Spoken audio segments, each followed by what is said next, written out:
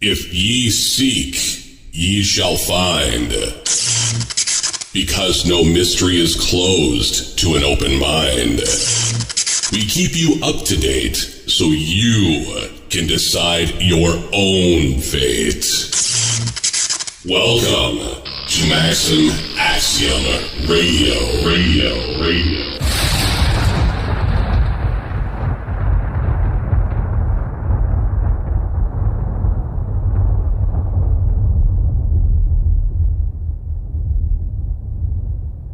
Greetings and welcome to Maxim Axiom Radio, folks. I'm your host, Roger Sylver.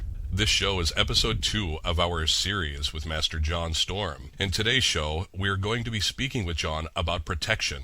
Protection regarding our auras, bodies, homes, pets, yards, and or garden perimeters. But most of all, protection regarding our auras and bodies as we slumber.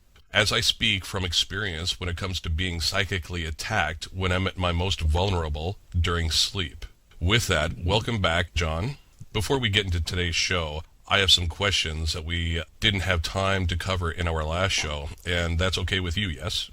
Sure. Okay. The first one being, I have to ask you right off the cuff, I have been checking out your Facebook page as of late. And you have this little blue orb that hangs out with you sometimes, and you catch him on webcam, and apparently he doesn't like that. So I was wondering I was wondering how that came to be. You said you were doing some sort of work, and you opened a rift, and he was chasing someone or something in his realm, but you opened an opening in there to bring him back over here, and so you're kind of connected now. Can you get into that a little bit? Actually, the whole story is you can find on bookrad.com. That's BOOKRIX. It's out of Munich, Germany. My author's page, John Stormm. Storm is spelled with 2 M's, and you'll find about 14 books there.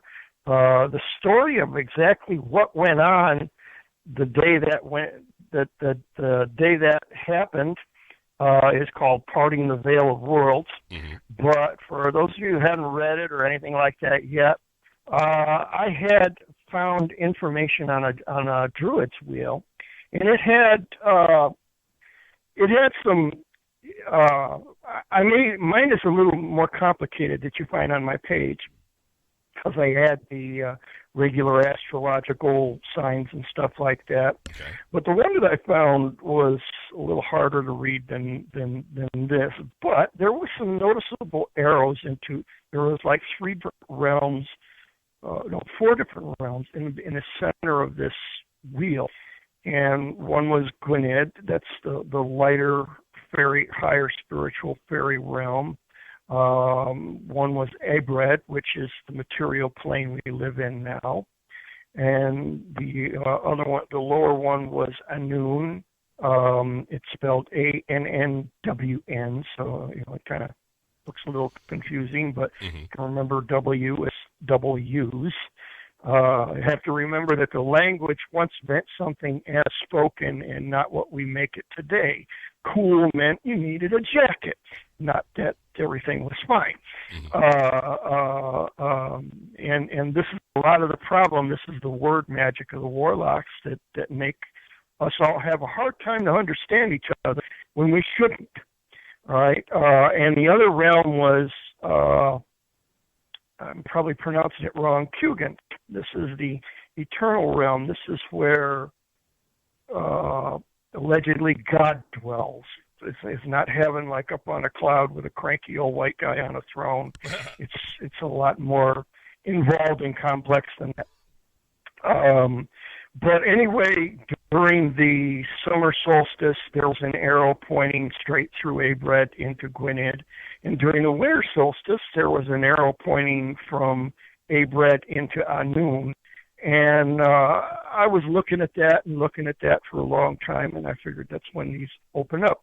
Now, I always had it's not really a problem, but it was always a mystery to me, especially in some places For me, it was in Cobb's Hill where my grandma and I used to go and harvest certain plants and roots and stuff for foods and medicines.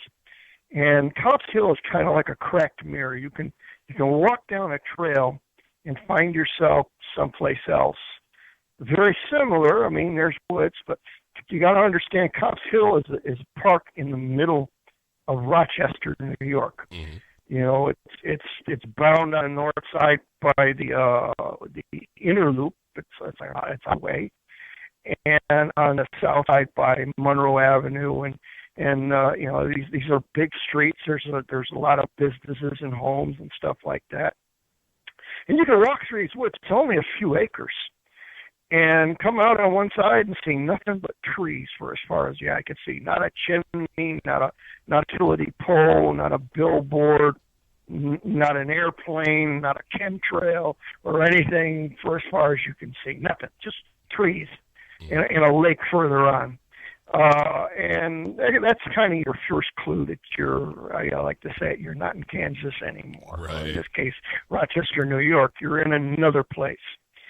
And so I used to know about these. You'd be there you could be anywhere from about 15 minutes to about an hour on the average. I can stay longer, but I've been doing this for ages, and there's something in my blood that actually really connects me to all of this, so there's something to that. Right. But for the average person, I've taken other people. I've taken my kids, my sisters, my brothers, friends, and stuff like that, and we'd go for walks, and sooner or later we were going to cross one of these, and I'd get a chance to point something out to them that defied their logic. Where's Monroe Avenue? Where's Brighton? Where's Rochester? Where's any of that? You know, and it's like, gee, I don't know. And it's kind of like, yeah, you just puzzle that over a little bit more before you call me an ignorant witch or superstitious witch. You know, and I've done this to a lot of people, to your really good friends or people that I found worthy to spend the time with. The rifts tend to move a little bit. They kind of picture a tear. A rift is a tear. This gossamer curtain that's separating you from another plane of existence. And it's got a rip in it. Now, some places it's got a door in it. Those are portals or a nexus. They were created. By whom and how, that's quite a question all by itself. A rift, what causes that kind of tear? There's another interesting question. These are mysteries that I've been trying to solve since I was a little kid. Some I've kind of got and some not so much. So anyway, I put all of that experience in together with this Druid's wheel. And one morning on the summer solstice, I mean, it just didn't get it, but I planned it. I took time off that week so that I could take the kids, and usually we'd go off into the woods, and that's where we'd practice a real serious full power martial arts. We practiced it on dead wood and stuff like that out of the city because we'd have neighbor kids and everybody hanging over the back fence, and sometimes the noise would get kind of loud, banging on stuff and breaking things. And so usually we do that out in the woods. So, you know, we grabbed our staffs and our tokens and my wizard's bag and even brought a camera to try to record things. And in this case, we didn't go up the hill. We went out to Minden Ponds Park. Now, a rift area you can recognize because when you get to it, for one, the place will have a history of strange things happening. People will have tales of ghosts or spirits or things that don't belong, animals and such like jury devils and stuff like that you don't see everywhere else. And in ice, these places are near cities and civilizations, so there's no reason you should see something that, like a plesiosaur, because there should be a viable population of these things, and everybody should know about it. Right. But when you pass through a rift, all those rules change according to where you're at. Mm-hmm. So Minden Ponds Park has a place called Bill's Bathtub, and it has a history of weirdness. Can you say that again, Sometimes, please? That name? Pardon? Can you say that name again, please? Because it broke up. Oh, it's the Devil's Bathtub in Minden Ponds Park. Thank This you. is just south of Rochester, New York. Mm-hmm. Now, there's a lot of places like this all over. There's, no matter who you are, where you live, if you live in Arizona, there's Sedition Mountains, a number of places. Yep.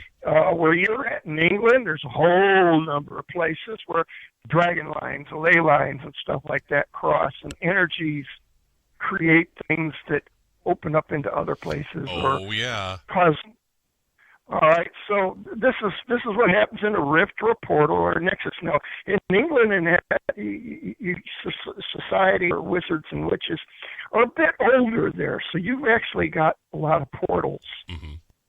There'll be a vortex over by these standing stones. It's there for a reason. It was either there to begin with, and they use the stones to stabilize it because the stones resonate with the energy. And when we get into talking about the protection in that, we'll be talking a little bit about things that resonate with energy because we want to affect other things.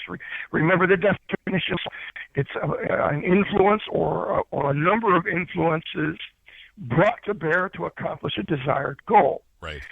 So I had this crystal, a little crystal ball. It was about 1.5 inches in diameter. You'll see pictures of these things in the story. I mean, my daughter was about 14 when she took these pictures, but we actually did this. The stories some of them come off as fantasies, and some of them are. I mean, things are put together to make a nice storyline and an entertaining story, but the individual things that we did are things we've actually done. So I highly recommend the stories even for entertainment as well as education. Mm-hmm. So I had a crystal ball. I had been charging with my chi, get down to this square horse stance, start drawing in power and pumping it out through my hands and into this crystal. And I'd store this up for weeks and months at a time. And I'd get this quartz among all crystals is piezoelectric. Whatever kind of energy you pump into it, it resonates with it. Right. In this case, it's my own energy. And we'll be talking about that later again for protection. If you want to be more intense spiritually, you pump that kind of energy, that auric energy into it, and you have this extra battery with you. It's like being 2 or 3 of you in the room instead of one of you. It's muscle, but it's a muscle of a different kind. Right. Imagine if you could charge yourself up like Superman, be 5 times strong you normally are. You can do this spiritually with crystals and objects and get them to resonate with your energy. Right. Well, I took this crystal with me out to an area where the veils get really, really thin.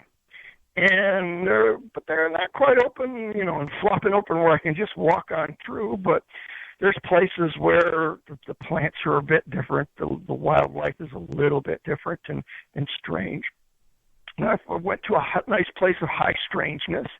And I took this crystal and I focused a little hand mirror, a little makeup mirror to pump sunlight, where the sunlight was coming down through the trees. I got a beam of sunlight.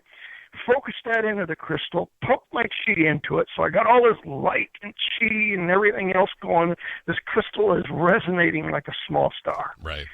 And the veil just kind of opens up. Now, I didn't understand it at the time. But what was going on the other side, this opened up into Gwynedd, this fairy realm. There was this creature, we call him Sundog. It's not his name, it's his real name, but that's the name we know him by. That's his nickname. That's the name we're allowed anyway. Mm-hmm. And he was kind of a guardian type spirit being. He's more than just a spirit. You tend to think he's more than that. But that's what he is. He does have a physicality, but he manifests a little differently here than there. And he's chasing, there's this thing that was incurring, in other words, the veil was open, and something from a noon. We called it an imp, a little red imp. But he was also more than just a little red imp. He was something bigger and larger and nastier. Mm-hmm. And I dealt with him on the winter solstice that year. It was really nasty.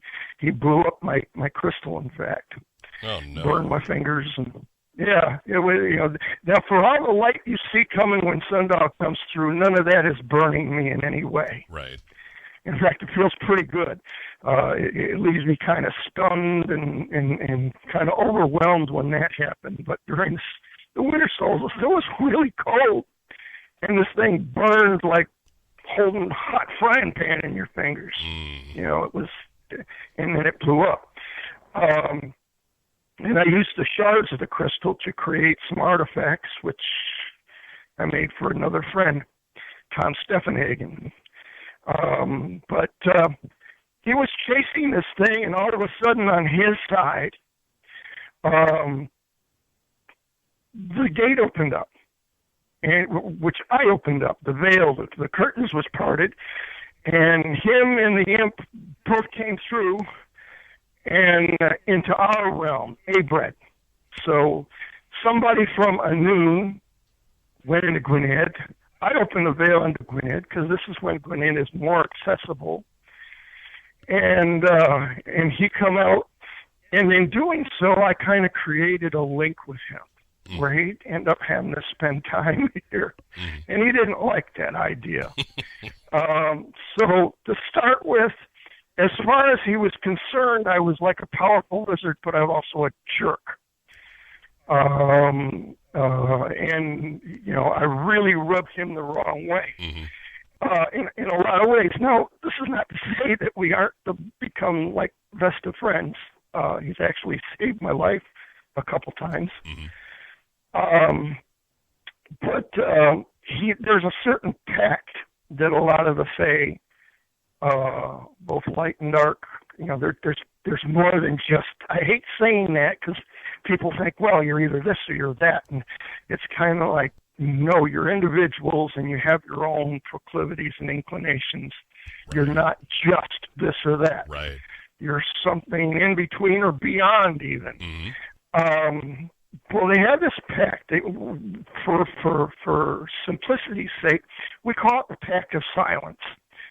That if you know things about, beyond your own plane of existence, like Abred here, the material plane, then it's no big deal to learn or know of these others, and you're allowed a bit more. It may be grudgingly, but you're allowed to get more information. If you don't know, well, then basically the idea is don't tell. Right. You're not supposed to know, and there's kind of some good reasons. There's a whole lot of good reasons why that is so, because some people just can't handle it. Yep. Some people kind of go over the edge one way or the other, and so, I mean, there is some sense to it, but I do not subscribe to this pact, which makes me a bit of a jerk and very dangerous as far as a lot of creatures are concerned. I can tell you things about devils and demons that will give you a little more power over them. When you understand, the more you know, knowledge is power. And it's very, very real power. It gives you something to influence. It gives you a wedge, a lever, or something in dealing with just about anything or anybody. Knowing that about regular people, certain knowledge that you have will help you to manipulate or control them a little bit better, depending on what we're talking about doing, whether this is good, bad, or indifferent, or, like I say, or beyond. And anyway, I'd open this up. We kind of created a bond. He'd be here for a while. He'd visit the kids. He'd follow me around. He really had nobody else to hang around with for a long while. And we became friends. He shows up from time to time. Sometimes he manifests brightly, sometimes small, sometimes. When I first published his picture, now internet was very, very different, was in the early 90s. You had to go to a local bulletin board and you'd post the pictures, your GIFs and stuff there, and your mails would go to different conferences, but it'd go there, and then once a day they'd transmit to another hub, which would transmit to a central hub, and these would go out all over the world. And we had the Intellic Paranormal Conference back then, and Intellic had a lot of conferences on a lot of different things. but I became the moderator of the Intellic Paranormal. Interestingly enough, the moderator before me was a very, very well-read man named Jim Davis. The Garf is what they called him, but he was the author or creator of Garfield, the cat comic. Okay, yeah. He was the moderator of that conference before me. I became after him. He had he had his plate full with a lot of things to do. He was a really, really cool and interesting guy. Mm-hmm. But we talk about these things and other things.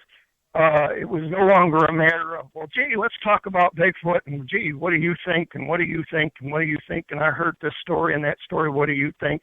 That's kind of like, okay, I'd say, well, I'm a witch, and you want to know about this, and I can tell you how to do this, how to get more of this to happen or less of this to happen, or, give you some effect, but you have to, I'm not going to just tell you what, I want to help you understand why, so that you know what you're doing when you get to the what's, and understand why it works or why it won't work. Yep. And we posted our pictures on there, and he got very, very angry with me. And that year, I bought myself a brand new Panasonic 24-pin dot matrix printer, which was like state of the art at the time. Right. Kind of funny to say. And I'd already printed out about 6 pages of stuff for a friend of mine named Steve Kansky, who was a new witch at the time, a Wiccan. And anyway, I gone and put out these pictures on the bulletin board, and they just went out all over the world. And you'll see those pictures in the books or even on my Facebook page if you poke around in my picture albums. They're open to all my friends or people that's befriended me and stuff. They're there to see. There's like numerous albums and all kinds of pics of all kinds of things. And then there's, besides the videos, which I show a lot of these things in, I just turn them into a slideshow while I'm talking. But the pictures are there, and they're not photoshopped or anything like that. In fact, at the time that was 35 millimeter camera, and just kind of done up on a flatbed scanner, and that's it. The negatives were, I supplied the negatives to a friend for, verification or validation or whatever the hell you want to call it. And he blew up a picture of Sundog he had a photography studio, so it wasn't just the digital image. He took that right through the negative. And like I say, Sundog would hang around after that. And we've had our number of adventures. I can tell you a load of stories about things he's done where in some cases he's even saved my life. Yeah. Can you get into one of those aspects? Because I have a couple of questions for you regarding a couple of things after you explain about how he saved your life. Well, first let me tell you what he did. I'll finish what he did about I got myself off the track. Okay. Now, this kicked him off. I'm trying to be very careful with my language this time. This ticked him off greatly that I published this picture and the account of what I did and how I did to make this happen. And what he did was he went into my brand new printer. You just seen this little blue spark go shooting through the room and into the printer. And then all of a sudden my printer didn't work anymore. Well, fortunately, I've only had it like less than a week, so I took it back to the people I bought it from. That's what I like about not buying things on the internet. I can go choke somebody that don't work, or they'll fix it for me. Mm-hmm. On the internet, they just kind of get rude and snotty, and I'm a geek, and I'm way the hell over here. Right. And and I don't go for that. But anyway, I took it back, and they says, well, it's covered by the warranty, and it's kind of an interesting thing how it must have got past their quality control. And I says, well, what do you mean by this? He says, this printer would never work. I don't see how they could claim to have tested it out. All the little screws, they have different colored like Loctite on them, so they can tell if you opened up the printer or anything like that and voided the warranty. Yep. And he says the print head was put in upside down. Now, this was Sundog's doing. This was Sundog getting into the printer, turn the print head around. It's like physically impossible to do. Mm-hmm. It's not really easy possible if you even got a chance to open up the machine to do it. Right. It's just not made to work that way. So that's what he did. Now, he's done a number of things like that. He'll get into mischief and he'll zap into something and it will no longer work anymore. And that's his way of showing his displeasure when I kind of let the cat out of the bag. Mm-hmm. Now, there's times where, like, okay, we caught him on the webcam. He didn't know that I bought the webcam. I bought it for my Skype way back when. Those are older pictures. If you can tell, my hair and beard and everything are still blonde instead of white. Right. And he would show up and, now conversations are not the same as like you and I are having right now. Mm-hmm. Conversations are, I may talk. I like to put things into language. It helps me structure the idea, and of course it's easier to transmit that way for us because we're used to that. Mm-hmm. With him, it's a matter of you calm your mind and you see a lot of images that aren't yours. Things you wouldn't even think of, things that obviously somebody else thought of or seen. And you get the picture and the idea of what's going on, and this is how you talk with fairies, or what I call pixies. Mm-hmm. Though they're not this is not to call them cutesy. They're very, very dangerous. They have their own inclinations. They're not just all sweetness and light. They can be mischief and naughty, and they can be downright dangerous if they have a reason to be. Right. And this is true even with Sundog. Well, I was working as a line supervisor, this was years later, at Kodak Park in Building 605. And what we had there were like about 125 temporary employees, temps that they hired to put together these merchandisers for Kodak. You fill them up with film and cameras, and each one comes with a certain amount of this kind of film or cameras, and so on. And we have like as many as 12 or 14 lines working of making different kind of merchandisers, hundreds of these for Walmarts and Costco and you name it. And that's what we did, and I was kind of a supervisor over a number of lines. Well, we have a lot of foreigners will come to work there. They got really better options. You're disposable as far as the company's concerned. I don't really like this practice. I don't think it's nice. I don't think it's fair to workers. Kodak got to be a multi-billion-dollar corporation on the backs and shoulders of its workers. The quality did not come from the people above. It came from the people that were putting that stuff together and making it worth buying and spending money on. Later on, they just started. Rochester had about 70,000 Kodak workers at one point, and it's down to less than 4,000 now. Wow. They shipped it all out. They bought Lucky Film in China, and the Chinese do not make anything of the quality that we make here. I mean, nothing. You buy those Chinese-made swords or knives, they break easily. Right. And in ways, they're just not made for any kind of, hang them on the wall, never touch them again, they'll be all right. Try to run a little kata and whirl the thing, it'll break off at the handle. Yep. So that's the Chinese stuff. But we're working there at Kodak, and like I said, there's a large foreign population of people from Zimbabwe and Puerto Rico and Costa Rica and the Dominican Republic. It's like the United Nations there, and we have a fairly large Muslim population of people there, and they're very good people. They had to be working for me. I mean, I required quality. I required work ethics. And they had all of that. Some of them would have to stop 5 times a day to pray. But they spent less time praying than people take going to the restroom. Okay, so I found this was no problem. I had a little area that was a little private. They'd bring a piece of cardboard, lay it down on the floor, and they'd bow to Allah a couple times, say whatever they had to say, and they were back inside in 6 seconds. So I had no problem with their prayers and that. And they kind of liked me because I never made no big deal of it. I never treated them like terrorists. Well, there was some stuff going on somewhere, and evidently there was this young lady whose brother was martyred or whatever. And this was after 9/11, shortly after. And she's wearing this scarf. And in this scarf, it's a green scarf, kind of like you see the Hezbollah wear in a lot of the pictures where they're decapitating people. Yeah. And on the back of the scarf, well, she always wears a scarf. She's a Muslim gal.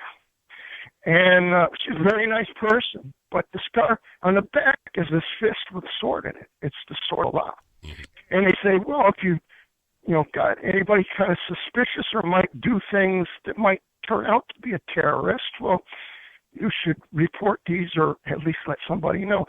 Now, she never did anything wrong. She did things very, very right. But there was this scarf that connected her with the sword of Allah, a very militant, extremist group of Muslims. Right. And essentially what it was a time when she was remembering people in her family that were honored, and that's why she was wearing it. But I didn't understand that at the time. Mm. So I went to my supervisor, and we're looking over the line. I can't remember what her name was, Adina or something like that. And he says, well, they're all working very, very fine. You guys are all making bonuses. You had to produce over 110% to make a bonus there. Wow. And when you did, it was like writing yourself $1 an hour raise, which was great for most of these people. Mm-hmm. All of us. And so all of my lines, I'd find the best ways to work to get that $1 an hour raise. And the only way you kept it was by maintaining that rate of production. And it had to be quality stuff. If it came back, you lost your bonus. Yep. So we were known for pushing this, and I said, you see that scarf she's wearing? I said, that's the sword of Allah. And now we're in a plant where there are pipes and chemicals you cannot smoke. They had a smoking room back then where you could go into and you could smoke, and you had ventilation. You didn't worry about any sparks. But there's certain fumes and stuff that get out. And there's chemicals there that just pronouncing them will make your tongue metastasize with tumors. Right. Dangerous stuff. Yep. So basically all you needed to really be a terrorist or a martyr in Kodak Park was a big lighter. Mm-hmm. And, open a valve, poke a hole into something, and flick your bic, and boom, things will go up big time. Yeah. And so this was a concern. So I voiced my concern to the supervisor, who didn't like me, by the way. He thought I was all too popular and thought that I might be cheating to make these bonuses as regularly as I did. Uh-huh. And so he put it out that I claimed that this group was terrorists. This group of workers in our shop were terrorists. And I didn't understand at the time, but during the lunchtime, now normally people would sit at different tables with their different cultures. Right. The blacks would sit at their own table where, they're comfortable with everybody, and they're enjoying, they're laughing, they're comfortable. The Muslims would all be sitting at another table together. They'd say their prayers. There was one guy that used to kind of be almost like their spiritual leader. He was a good worker himself. He was an older fellow. Mm. Fine man, fine people.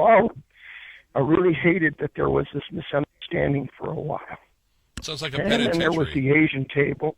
Huh? Sounds like a penitentiary. With everybody segregated. It's almost. Yeah. Well, they're by choice.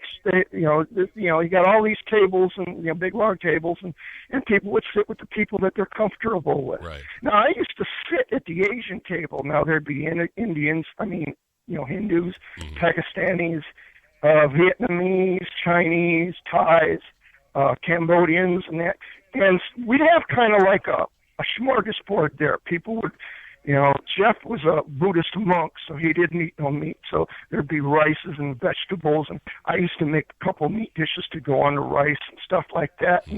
And Dermot would bring this wonderful curry sauce. Oh, yeah. And, we just kind of sit there and share and have a feast. It was great. So I used to sit with what they called the Asian table. Okay. And we're noticing that, over the shoulder there, the Muslims are sitting like one table over, and they're looking down, and when they look up, they're glaring, and they're talking, and they look at me, and they're glaring, and they're talking to each other, and it's like something's wrong.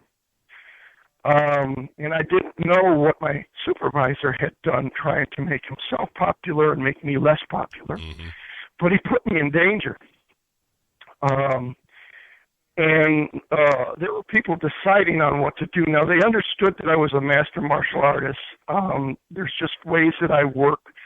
There's a story called Demon's Debacle. Okay. And I just changed the names and stuff of the people and the places I was at, but it kind of gives you an idea of how I worked there at Kodak. In the book, we call it Snapix Film. Try not to draw up any legal issues or anything like that. Right. The story kind of ended a little different than it did in the book, but the story is essentially a true one. But it gives you an idea of what things were like and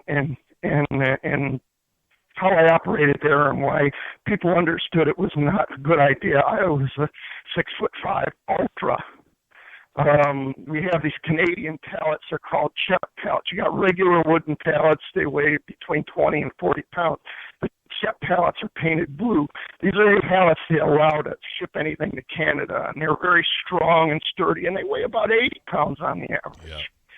And I lift these up with one hand, and I'll sling it, and it'll go land right on top of a pile of other Chep pallets, and that's how I roll. That's how I work. I'm an ultra, and I use my talents and my abilities my way. I own myself, not the government. Oh, yeah.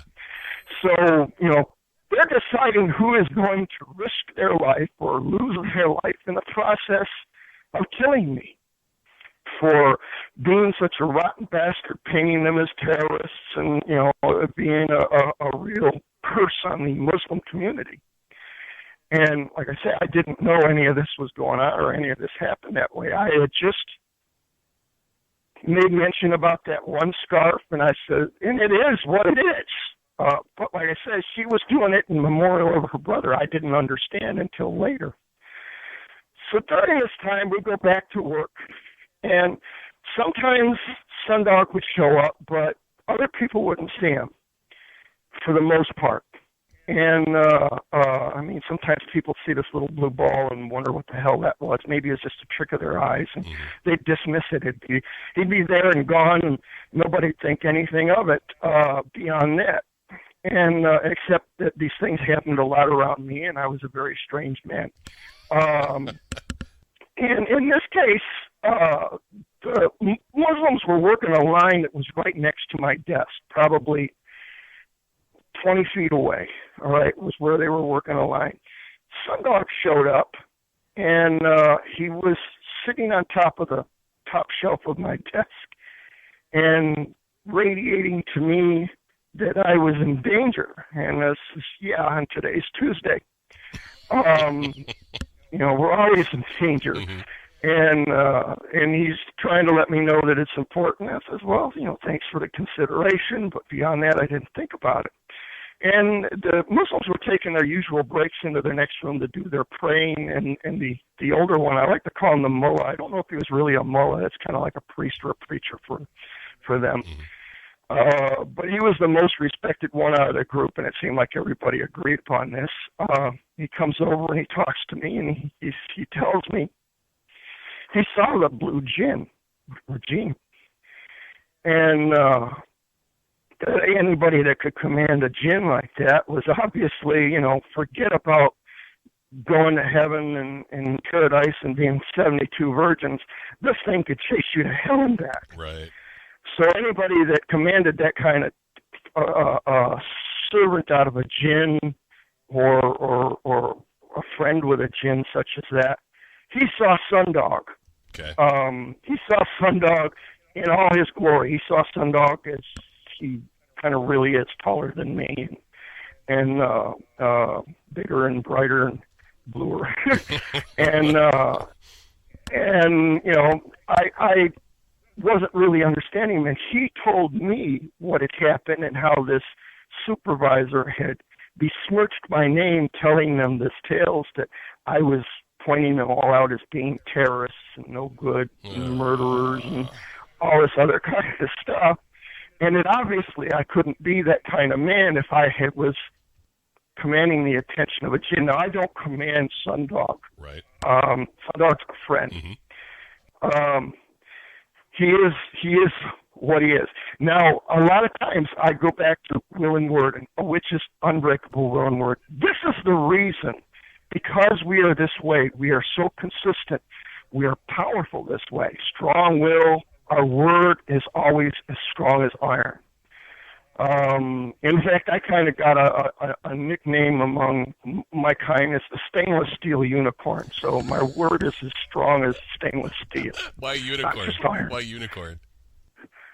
I was born in the month of the unicorn, and for Celtic children way back when you were born, you were put in the hands of your matriarch or patriarch, as whatever your clan had.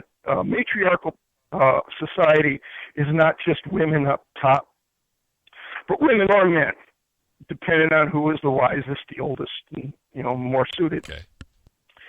And I was put in the hands of my grandmother, and she named me the last unicorn of her son's clan, and you know, basically made a little prophecy that when I leave the world, magic goes with me. Oh, no. It won't. It's not. This was your secret name. Okay. And you're only allowed to know it after you reach an age of accountability, and that varies with different children. Okay. You know, and this is your secret name. Like Sundog has a secret name. You know, you're a spiritual entity. They're spiritual entities. You're related. Okay. He has a secret name that you're not allowed to know, or you're only allowed to know if you're his best and closest of friends. You know, this is a kinship, a communion, a sharing of who you are deep down. So who I am and what I am spiritually is very much like the unicorn. Good. It can be single-minded, can be virtuous, can be very determined, very strong. Unicorn traits. Okay. In fact, that Celtic wheel, the Druid's wheel, shows those different months, tree months, and the different, you know, you'll see unicorn and flaming spear for mine, which is around the wheel time. They don't coincide exactly. Okay. But around about there. And like I say, these illustrate a spiritual truth that in unbreakable will and word gives us this authority and this ability to influence and have these kinds of friends. This is why I say, when my book on practical witchery and the things we talk about here, this isn't the end all that you're supposed to be. This is the beginning steps of a greater journey, of more power. When you hear about the wizards and witches of old that accomplished really great things, this is the direction you're heading in. Right. This is the starting place. Starting places are small. And you have to build up on these things. That will and word is very important. Without that, a lot of these other things are not possible. It is not possible to make an impression on a creature like Sundog without it. Otherwise, you're a wishy-washy, washed-out human. And really, you're a lot lesser than even your ancestors were a couple hundred years ago. Yeah. Or 1,000 or more. Mm-hmm. They were more than you are now. The way they lived, everything about the way they lived moved in that direction. If you wanted to be a good blacksmith or a merchant, your will and word had to be impeccable. This is what got people talking all over the place. It wasn't a radio or a billboard or a newspaper that said you were a great guy. It was the people you interacted with that brought your business to you. So everything you were, it wasn't just the witches and the druids and the wizards that was that way. That was part of everybody, our infrastructure. Mm-hmm. So this is what kind of gave me this power, this influence with Sundog, and initiated Sundog to give this power, this influence to this very spiritual Muslim man. And we got our little thing kind of cleared up as to what was wrong between us. And I come out of it smelling like roses and looking like a demigod, but that was Sundog's doing, and that was because of all these other influences. It wasn't just, hi there, we're good friends, whoopee. It's deeper and greater than that, and that's what I like to try to point out in these things. Mm-hmm. People tend to take this very shallow look. Well, if I say this magic word, it's going to give me this power, and it's kind of like, you ever see magicians stand in a circle, a protective circle, a pentacle, usually a lot of other different symbols and sigils in there? Mm-hmm.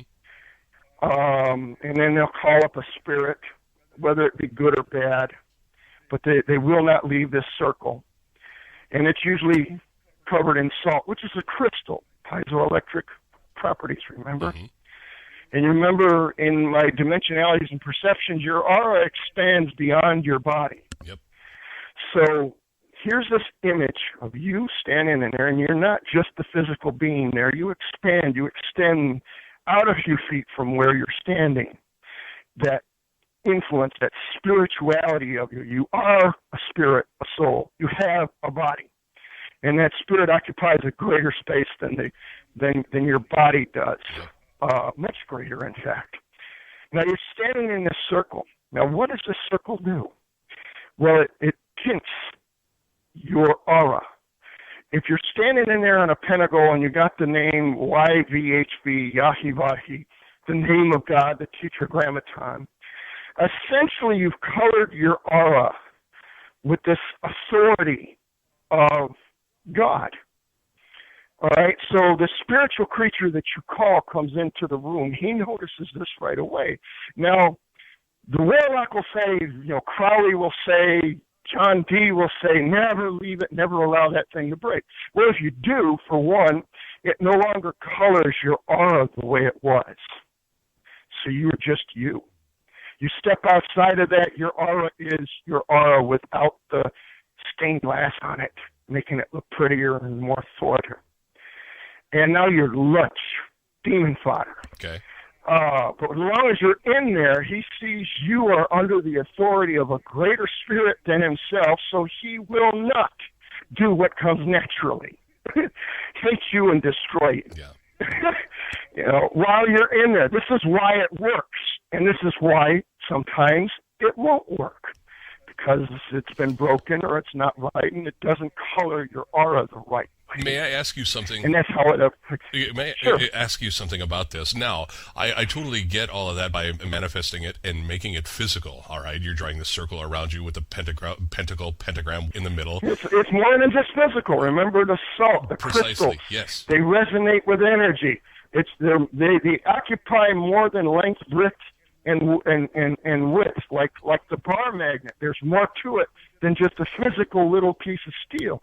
The effects of it extend a ways out, and we can determine this by, like I say, putting iron filings or other things to show you that the energy is present. Right. Now, but what about just knowing, since we're all spirit and we all have that spark within us, recognizing that power within, do you still need to go through the motions of making the circle physically and the pentagram and whatever else you're going to be doing with this little circle around you? Well, you want to be careful to imbue it with intent. You can't just do things casually. The intention, the power has to be there. Okay. You can make a fine sword, but your intentions to how fine it's going to be are going to determine, even beyond just the physical metal itself, for a named sword or a named item. And this is what you're imbuing with your spirit, this circle with. This is why you're going through the motions. Okay. You're doing more than just going through the motions. You're focusing intent yes. into okay. Thank you. All right, and your intent is another part of your dimensionality, like the intent of the north end of the magnet and the south end of the magnet. Like I say, that it's more than just a little metal bar. And its effect on things around it cannot be measured in just 4D.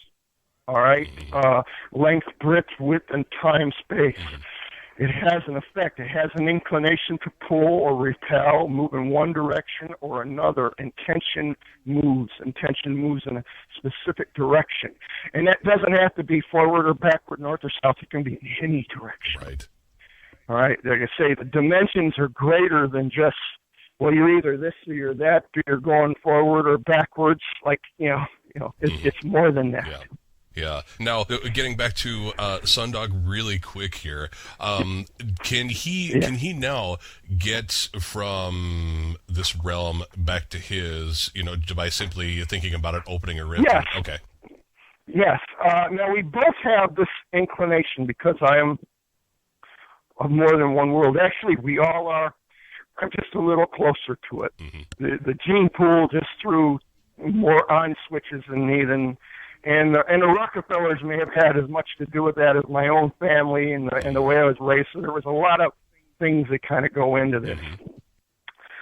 But for me, I could be walking along, and it's happened loads of times. I mean, my sisters, my kids, different people that know me, and some of them will try to push it off or anything, but they would just about all relate that at some point I'm walking along, we go off to the woods because I love the woods. I'm a Sylvan creature. Mm-hmm. And it's where my heritage is, though I'm comfortable in the desert or by the ocean. But in the woods, I have nothing to fear. There's nothing in the woods that will harm me. Mm-hmm. It might harm you, but it won't touch me. Mm-hmm. At least not in a bad way. Well, I'll disappear. I'm 1 minute I'm here, the next minute I'm not, because I have an inclination to more than one plane of existence. Let's look at string theory, and to make it very simple, look at a guitar. It's got 6 strings. Well, in our string theory, we got a lot more than 6 strings. But let's just say there was just a 6. We're on the guitar of the universe. But we're only one string. We're the G string, we'll say, or the C string. It doesn't matter. And there's a string below us, and there's strings above us that are a little higher, depending on how your guitar is tuned. Now, if we all resonate with the vibration of our particular plane. And there's scientific for one, there's math and quantum physics and regular physics. Physicists will say this. There's a human resonance, for instance.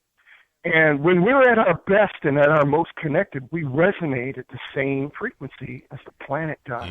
And the planet is conscious and aware and intelligent.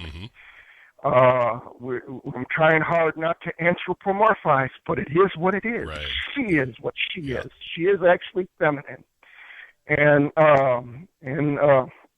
we resonate along with it. And when we're at our best, we're resonating, we're right in tune with it. And some of us are a little off tune.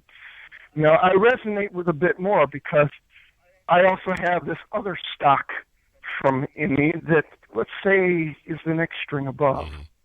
So sometimes when I'm walking through the woods or by a ley line or anything like that, and I cross it, I cross over. I mean, I physically cross over because I vibrate along with it like I belong. Yeah. Now, I can be there normally an hour or so. That's just on the average. That's not trying anything funny or anything like that before the universe corrects itself. And this body is very much of this particular plane and says this body should be over here. Now, this is why in some places when you're at, you'll see the Jersey Devil or Bigfoot, or you'll see the Loch Ness Monster or Chessie or whatever. You'll see things, cryptozoological things that don't belong. Yep. They crossed over from someplace very near. They don't live here normally, but for whatever reason, there's all kinds of things that could influence and make it happen. they've crossed over into here.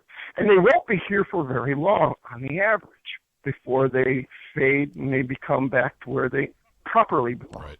Well, this happens to me in, kind of like in reverse, where I end up there and in those places because I resonate with those particular energies. And like I say, this will be true of a lot of you that will experience a lot of things. There was a lady that wrote to me on Facebook about, being places and then seeing someplace else. And it's, welcome to my world. Yeah. This is strange. Am I all right? Am I crazy? But it's happened all my life. And it's kind of like, that's precisely what I described to you is what about me is what's happening to you. Why is it? We were talking about those genetics, the ancient weirding families. Now, most people know, well, I'm not one of the 13 Illuminati clans, and it's like, you might be indirectly related to them. But I got to tell you, according to Enoch, there was over 200 of these clans. Mm-hmm. There's 187 more that these people clawed and climbed over and practically wiped out.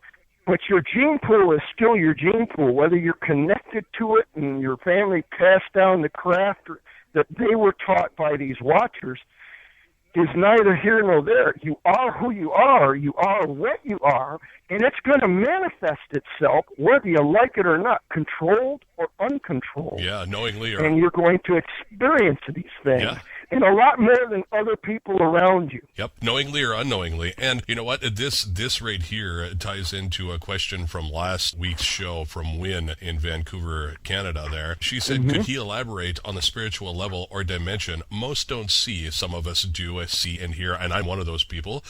Specifically, is it another dimension or dimensions or an alternate universe, or is it a combination of all of them? Right. Combination of all of them. Okay. Like I say, certain points of the year, different solstices and stuff that are high holy days of the Celts. We had 8 of them a year, and they're kind of equally divided along the wheel. You really want to know what that wheel is in detail, in depth. I have a copy, and you're free to copy it and print it out. And you're not going to bust. I do own the copy. You do have my permission. Okay. They're free. Thank you. You can print out on your color printer my books, Practical Witchery, because there's color photos, there's diagrams, there's all kinds of things in there. Mm-hmm.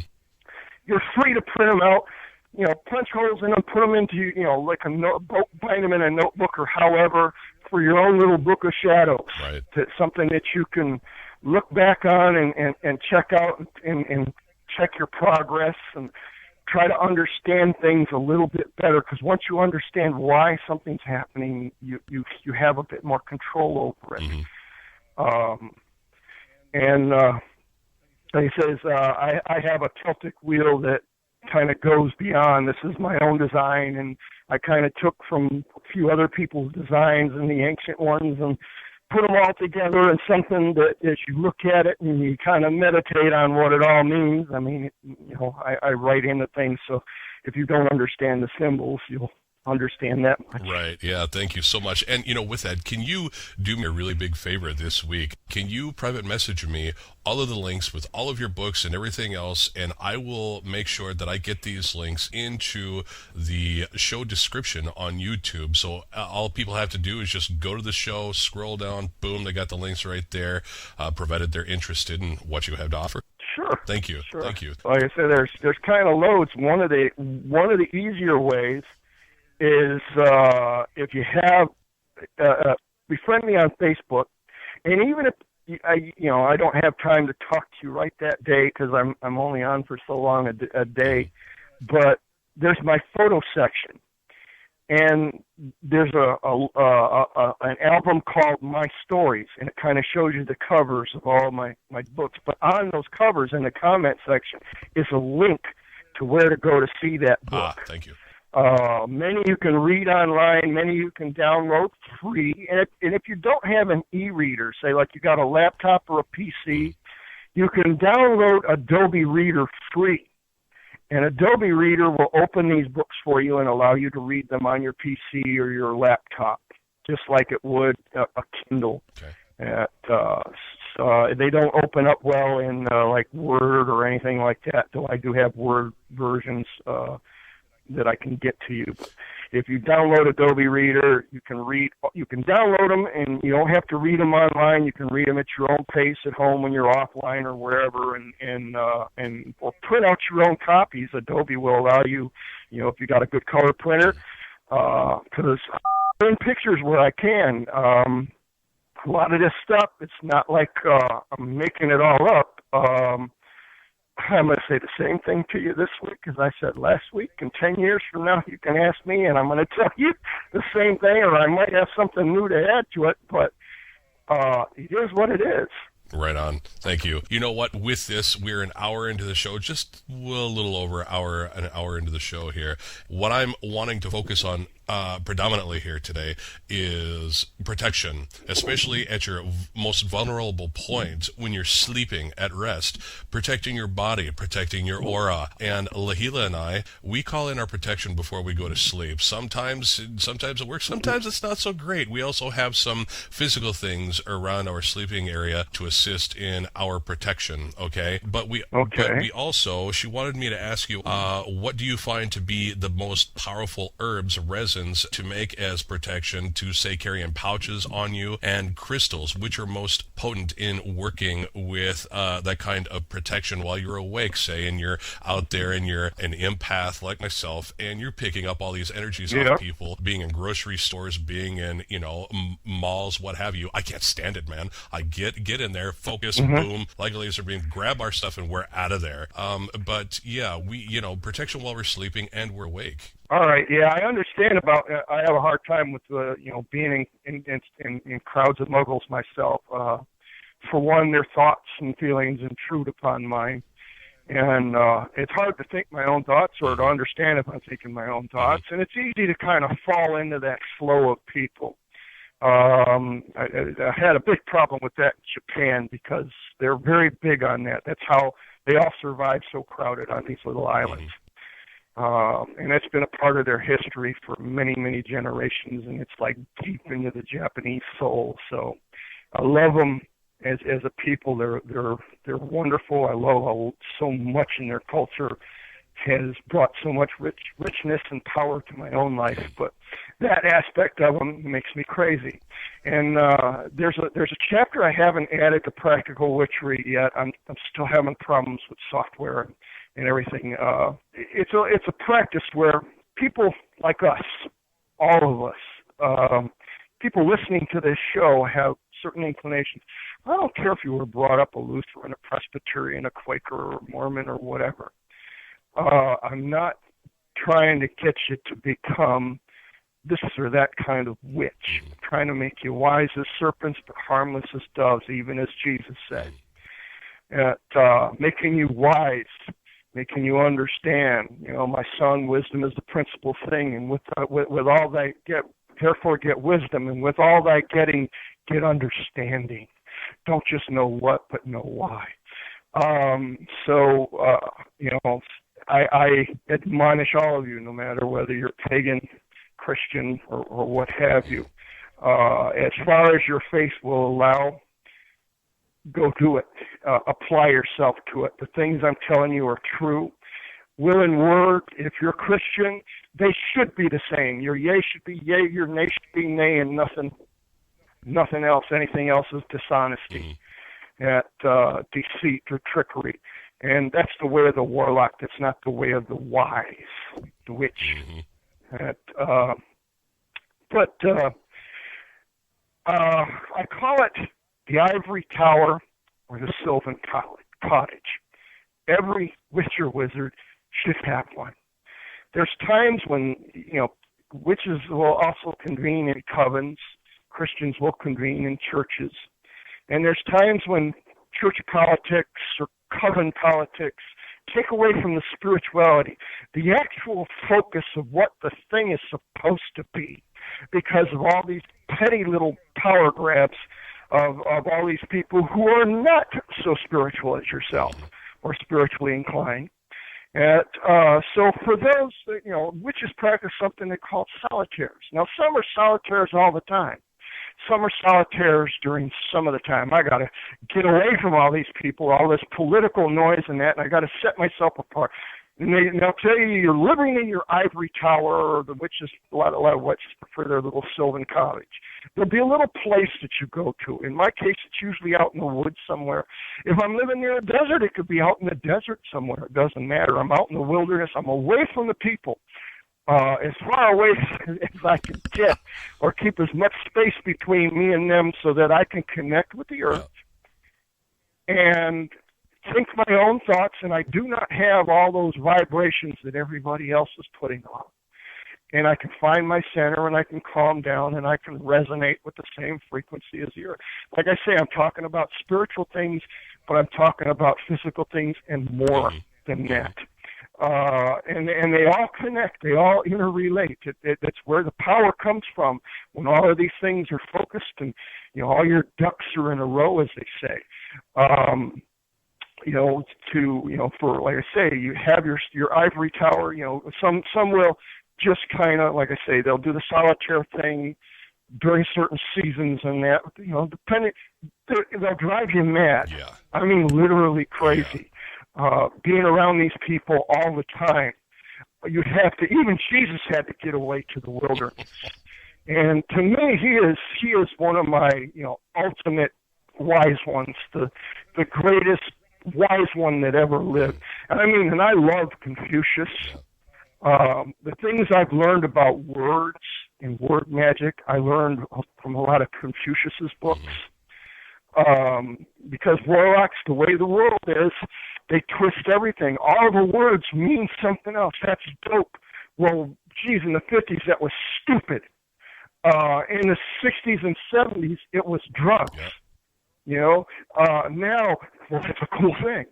And the words change. You wonder why people, this is babble, but this is babble that's been inflicted by these warlocks and wizards of this paradigm. They may be the people controlling Hollywood, the music industry. They're controlling everything. Education, religion, and they're tinting it, they're tainting it to their benefit, where they can create divisions among us and them, because we don't speak the same languages. And they're doing this on purpose, because once we get to the point where we can understand each other, like me and that Muslim fella, thanks to Sundog's intervention in that, where we understood that this person made you perceive me this way, but that is not the person I am. And he perceived me, thanks to Sundog's intervention, the way I am, and he understood the extent of my spirituality or my connection. All right? Getting away is something you have to do to keep your sanity. Yeah. The ivory tower, a place to go. I had an apartment just outside of Rochester, closer to the woods, that I love to go in, the area called Kedron. You'll see a lot of these pictures of this. This is where I raised up and trained my kids in martial arts, woodcraft. It all interrelates. Yep. And I'll explain that when we get into some of the protections, using your chi to power up these crystals. Now, you can power up crystals at the end of the day. You'll want to do this not so much in the beginning or middle, when you still need a lot of energy for doing a lot of other things, because it's going to leave you a little bit weak. Even though there's still energy flowing into you, you take your favorite crystals. Now, some of it's going to be different for different people. Some people, garnets, rubies, and stuff like that, hey, they work fine. I'm using some emeralds right now, but I'm experimenting. Okay. My favorite is just plain quartz, plain clear quartz. I've done smoky quartz, and when I charge it with energy, it becomes clear quartz. Yeah. Because that's my energy. They're piezoelectric. Like I say, there's properties to these crystals. I'm not just talking about a bunch of new age spiritual hoodoo. I'm talking physics. I'm talking spirituality. I'm talking. This is truth. They all interrelate. It's like I say, it's not mystical hoodoo. Mystical is when they say something to the effect that to mystify is to obscure the truth of what's going on. And this is what happens with a lot of religion and a lot of teachings like Crowley and John Dee. They get into the mystical, and you think, well, that's something special. And it's like, no, they drew a curtain or a veil in front of it and made it harder for you to see and understand what you're dealing with. They're dealing with it and getting these results. You try it and you say, geez, I must not have pronounced the tetragrammaton right. Yeah. And it's kind of like, God don't care if you got an upstate New York accent or a southern drawl or a Texas twang or an English posh accent or Cockney. How you pronounce it is neither here nor there. It's your connection. Do you resonate with this spirituality, with this energy? And you have to find your own first to get calm before you understand a lot of the other energy that's around you. Now, here you are out in this woods, in this sylvan place, and there's spirits there. And like I say, they're not just disembodied ghosts of human beings. Grandma used to divide them up into three. It's actually more than that, but the simplicity of understanding it is easier with the three. She had it demons, fae, angels. Fae, kind of like in the D&D, were kind of the nature spirits, the neutral spirits. Actually, they're servants of Danu. Okay. They serve nature. It may be the guardian angel of chipmunks, but, even Jesus says, look, if the Father sees, when a sparrow falls, there's not a sparrow that falls that God doesn't know it. And if he cares that much about the sparrow, don't you think he cares about you? Now, there's a reason when the sparrow falls, God knows it, because he's connected. He's holding all the atoms of everything in this universe together. He knows it more intimately than it or you know yourselves. Every little neural impulse that passes through its brain and nervous system are known intimately by the Father, by the Creator. But sometimes you don't know yourself. You've been disconnected from it. People lied to you. Some of them meant well or thought they were telling you the truth. They were telling you the truth as they were taught, which was not the truth at all. It mystified. It obscured. It took away the truth. And this is what Jesus tried to bring. This is why I really love Jesus a whole lot. Because he opened up some things to me that I never would have learned any other way. In a religious way. So, like I say, getting out, the Sylvan College, the Ivory Tower, that finds you. Now, when you're out there, certain spirits, pixies, people like Sundog, for instance, all right, they don't sway one way or another. They serve Danu, Mother Nature, in different ways, and they're considered more neutral. Now, you can't just say they're all this. You can't make a blanket statement like you would about anybody, You can't say all Negroes are great dancers and love fried chickens, or, all Italians love pasta, or any kind of crap like that. You can't say that about any people or any species. Yeah. All right? You can just say generally, if you go to an Italian restaurant or a soul food restaurant, you can expect to see these kind of dishes. Now, how much somebody's going to like one or the other is entirely up to the individuals themselves. It's the same with people like Sundog. But when you're calm and you're centered and you're connected with, Mother Nature and stuff like that, now these other images, voices, however you perceive them, it's entirely up to how your little DNA has been switched on or off in different places. You're going to perceive things other than yourself that are still connected to all of this. And that's your interrelationship makes it easier for this to happen. And you can understand things. They can teach you things. They can. There's a story I wrote called Pixie Dust. It's a short story. It's also among my book works. Some of them are short stories. Some of them are novellas. Some of them are full-length novels. Okay. Where I sit and learn stories from the pixies, from the different types of nature spirits out there. And they'd tell me stories, and I'd be entertained, and I'd learn something somewhere along the way. About myself, about things around me. It wasn't always something I understood right away, but, when I walked back into the world of men, I had something to mull over in my mind while all this noise was assaulting me and connecting, still interrelated. That's kind of the aspect of that. Now, to get back towards the protection, see, now all of these things I'm talking about interrelate. Yep. They all connect. Yep. All right, pumping your chi into these crystals. Now, I like the piezoelectric qualities of quartz crystal. It's in your watch. It's in your computer. It's in just about every piece of technology because it has this property that it resonates with whatever energy is pumped into it.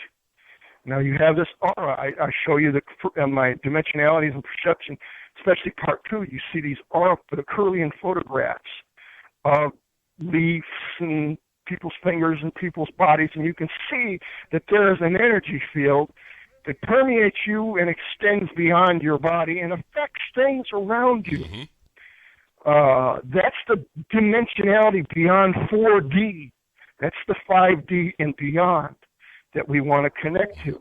Now, the pumping your energy. Now, remember I said, now how would you like it if, let's say, for protection. Now, there's all kinds of ways you can do this.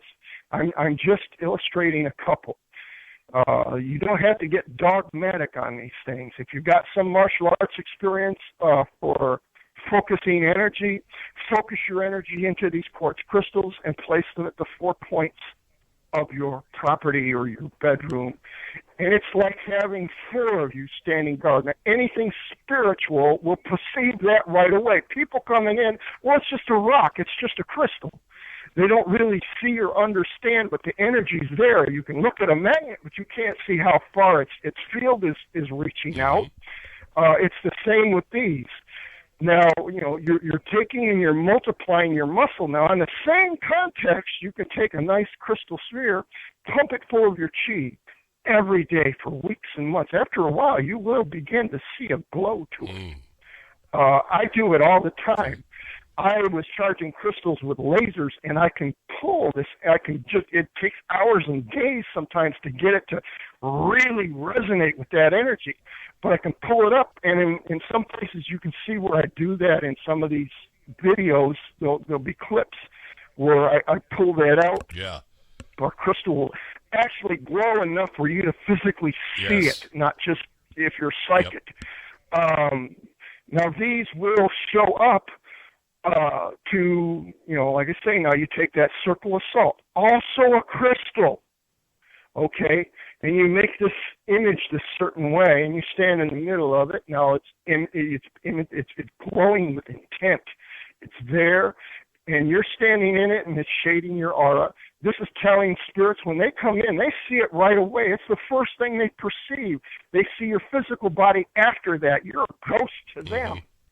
They see your manifestations on their plane, the resonance, how you resonate. Okay, and that's why that circle will work that way. Now, you don't have to do that in your bedroom or anything. You can post 4 or 5 crystals about that you've charged, that you spent some time, put some muscle into them, get them to where they just resonate. You don't let other people touch them. Right.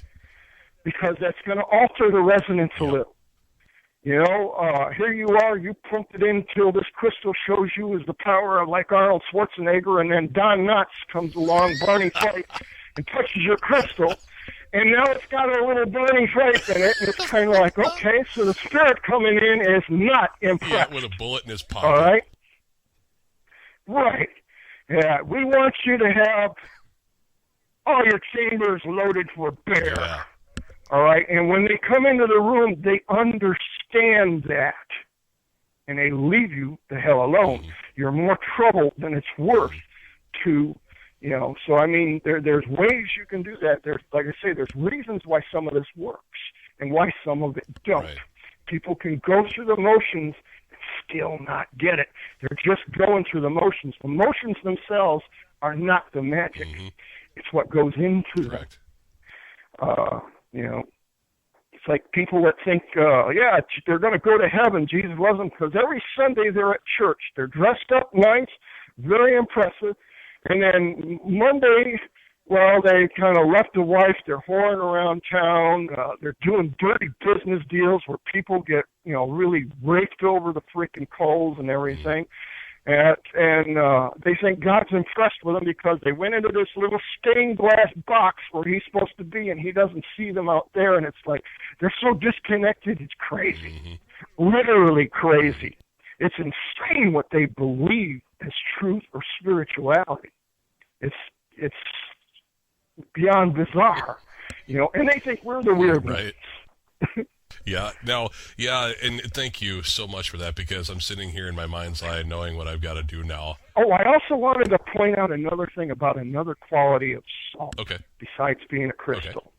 Okay. It has other physical properties. It's also used for putting into meat and things to stop them as a preservative, to stop them from corrupting, because there's certain spirits that are corrupting spirits, and they corrupt in a lot of different ways, cause things to rot, cause things to break down. And salt has the quality of being a preservative. Now, if you happen to sprinkle it on a garden slug or on a leech, a bloodsucker, it burns like fire. Mm-hmm. Okay, so it is not a quality that certain corruptible creatures, physical ones and spiritual ones as well, do not like the quality of salt.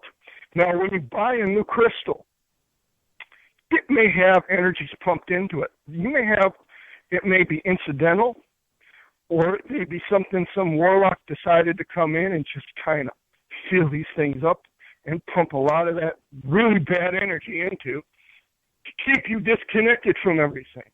So you take that crystal and you take it home, and you find a nice little container, and you fill the container with salt, and you bury the crystal in the salt for days, about 3 days or so. You want it basically to resonate with you. You want it to be a living hell for anything that doesn't belong in there. Now, other creatures don't have a problem with salt. Deer will come and lick salt. Bears will lick it. They're not chased away from it. But you got to understand, everything has its own qualities. The Native American shamans kind of notice that in nature. Certain things, there's a cure for everything in nature. And there's a balm, and you got to look. You have to observe. You have to understand, because when you start to understand, you understand if it affects things in this range, it has an effect beyond just that little physicality. Just like you are going, manifest beyond your physical body, like the aura and like the bar magnet, and there's more to your universe than just what you're looking at with your physical eyes. Yeah, it's as far as salt goes. We love Himalayan salt. What kind of salt would you prescribe then for working with crystals and clearing them? More often than not, I will use sea salt, but I do use land salt as well when I don't get the other. It works good. Oh, and for herbs and stuff, I love sage.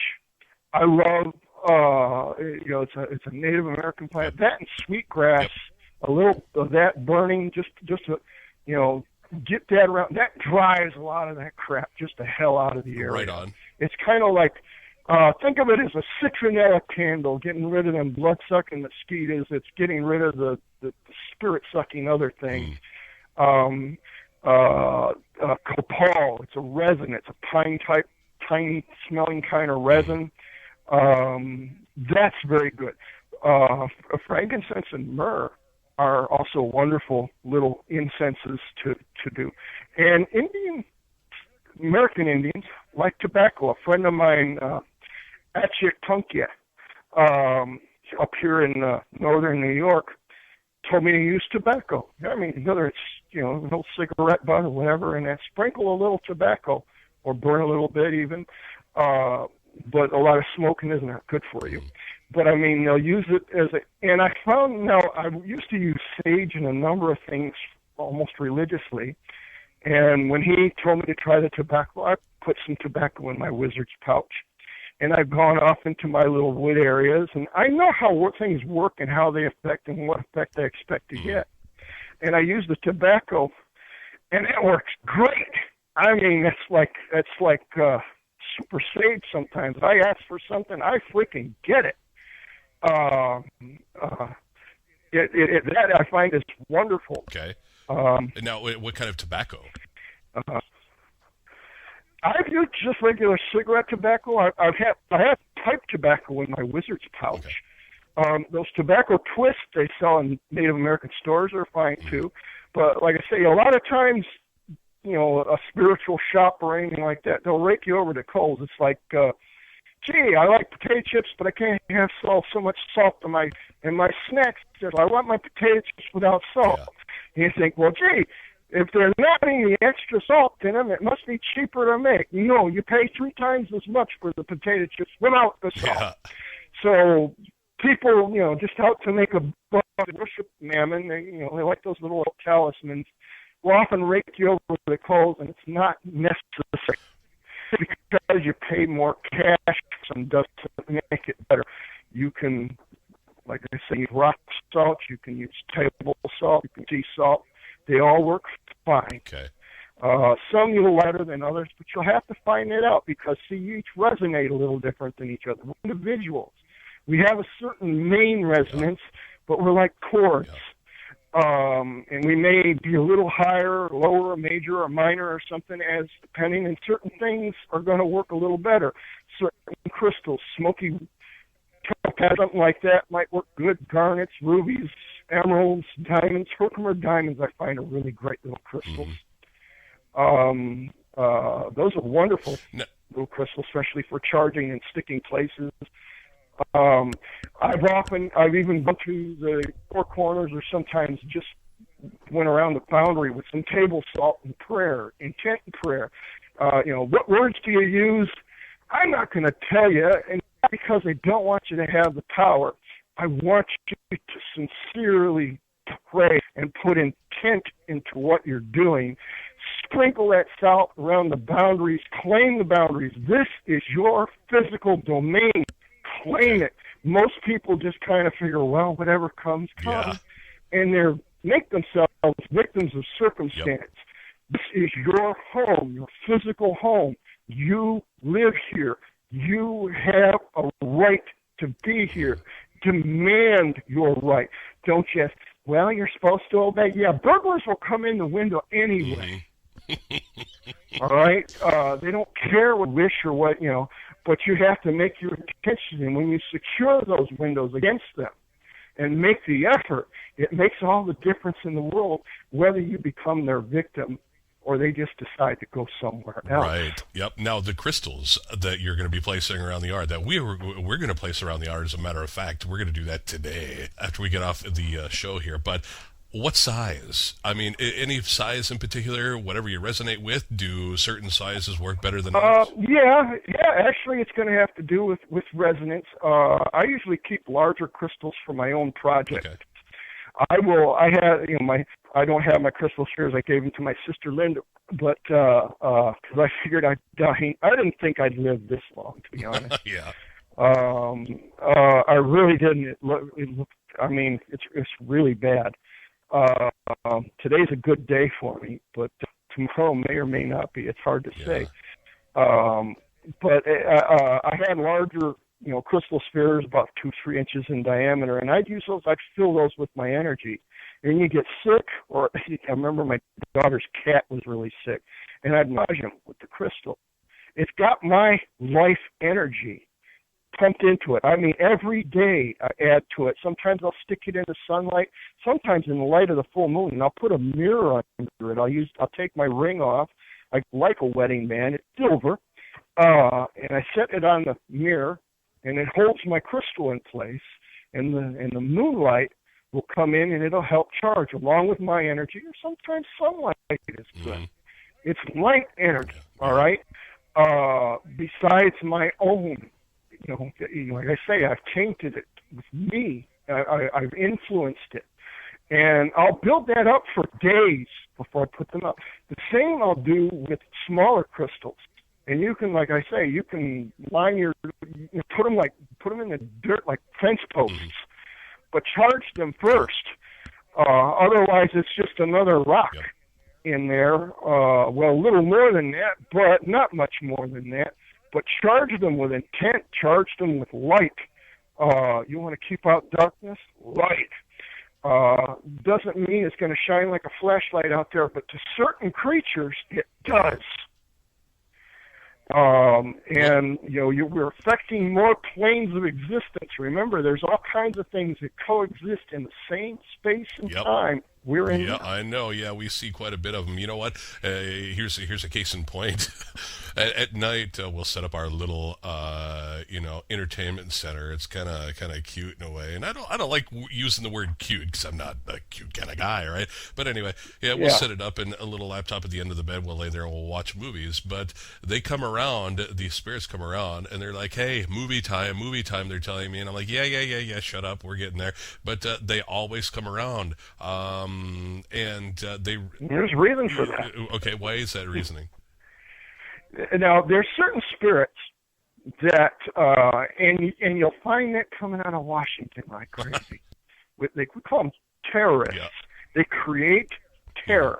They create that fear.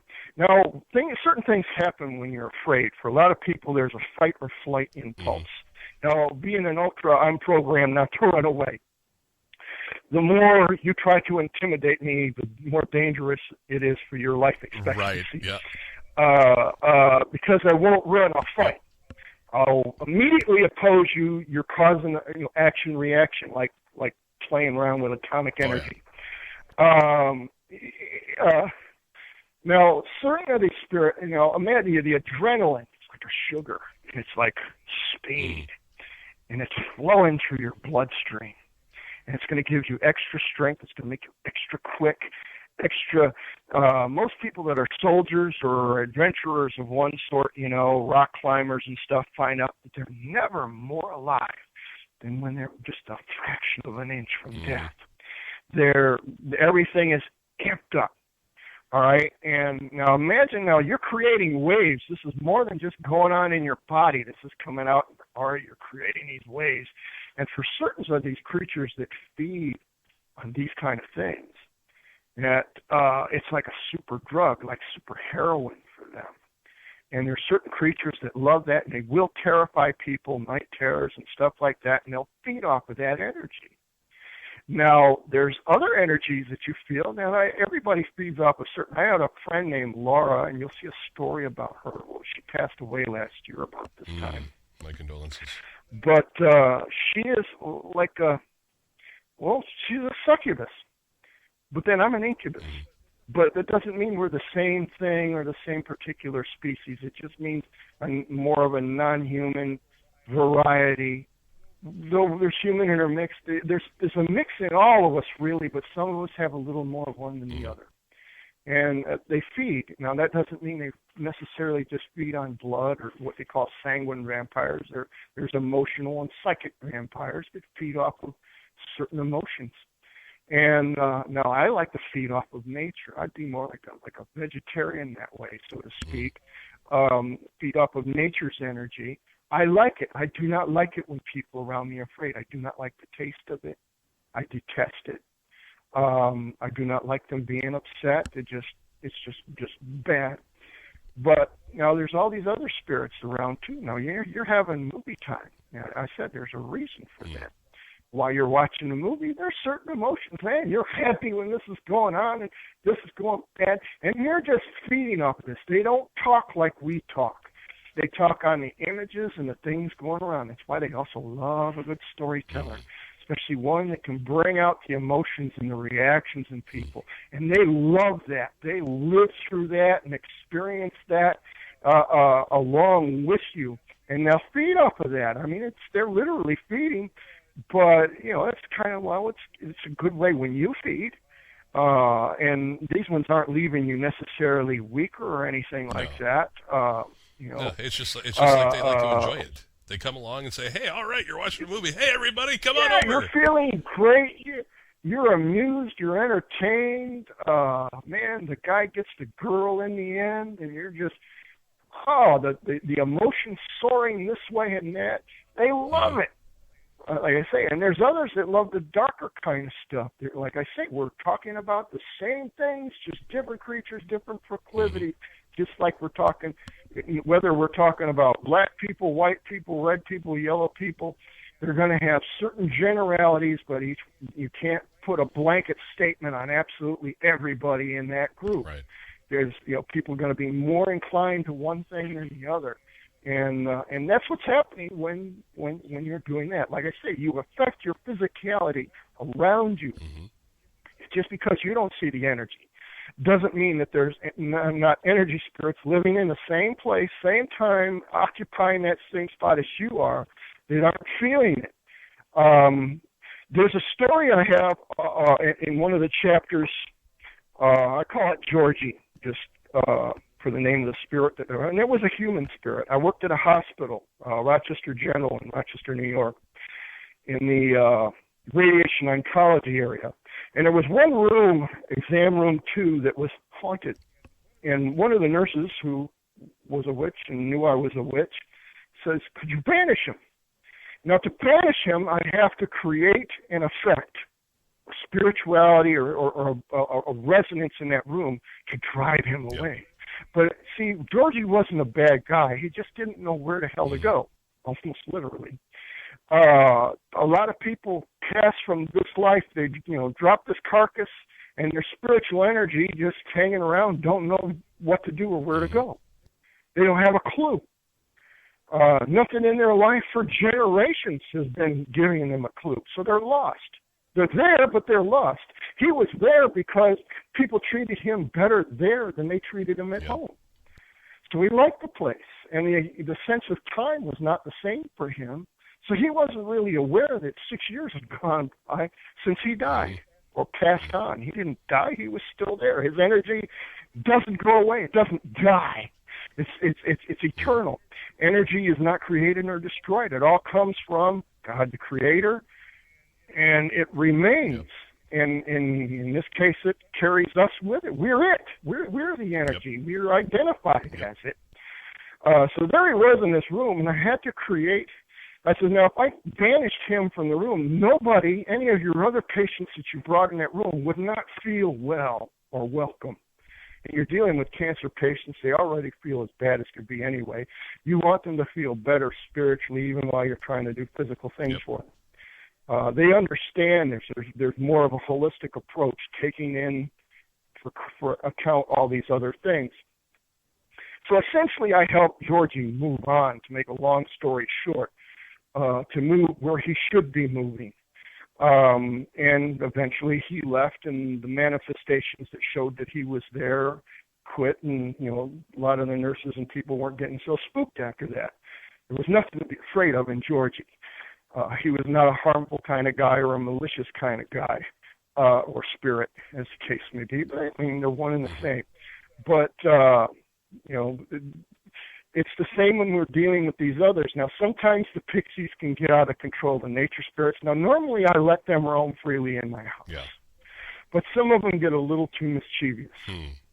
They like to play pranks, or they're just feeling bad for whatever reason, and they're giving me drama that I don't want. And eventually I have to banish them. I have to tell them, get out. Now, when you remember you were talking the other week about shouting at this fella from inside? That same force, that same welling up inside of you from deep inside, that same kind of shout can put things on the run that are bothering you, that are trying to victimize you.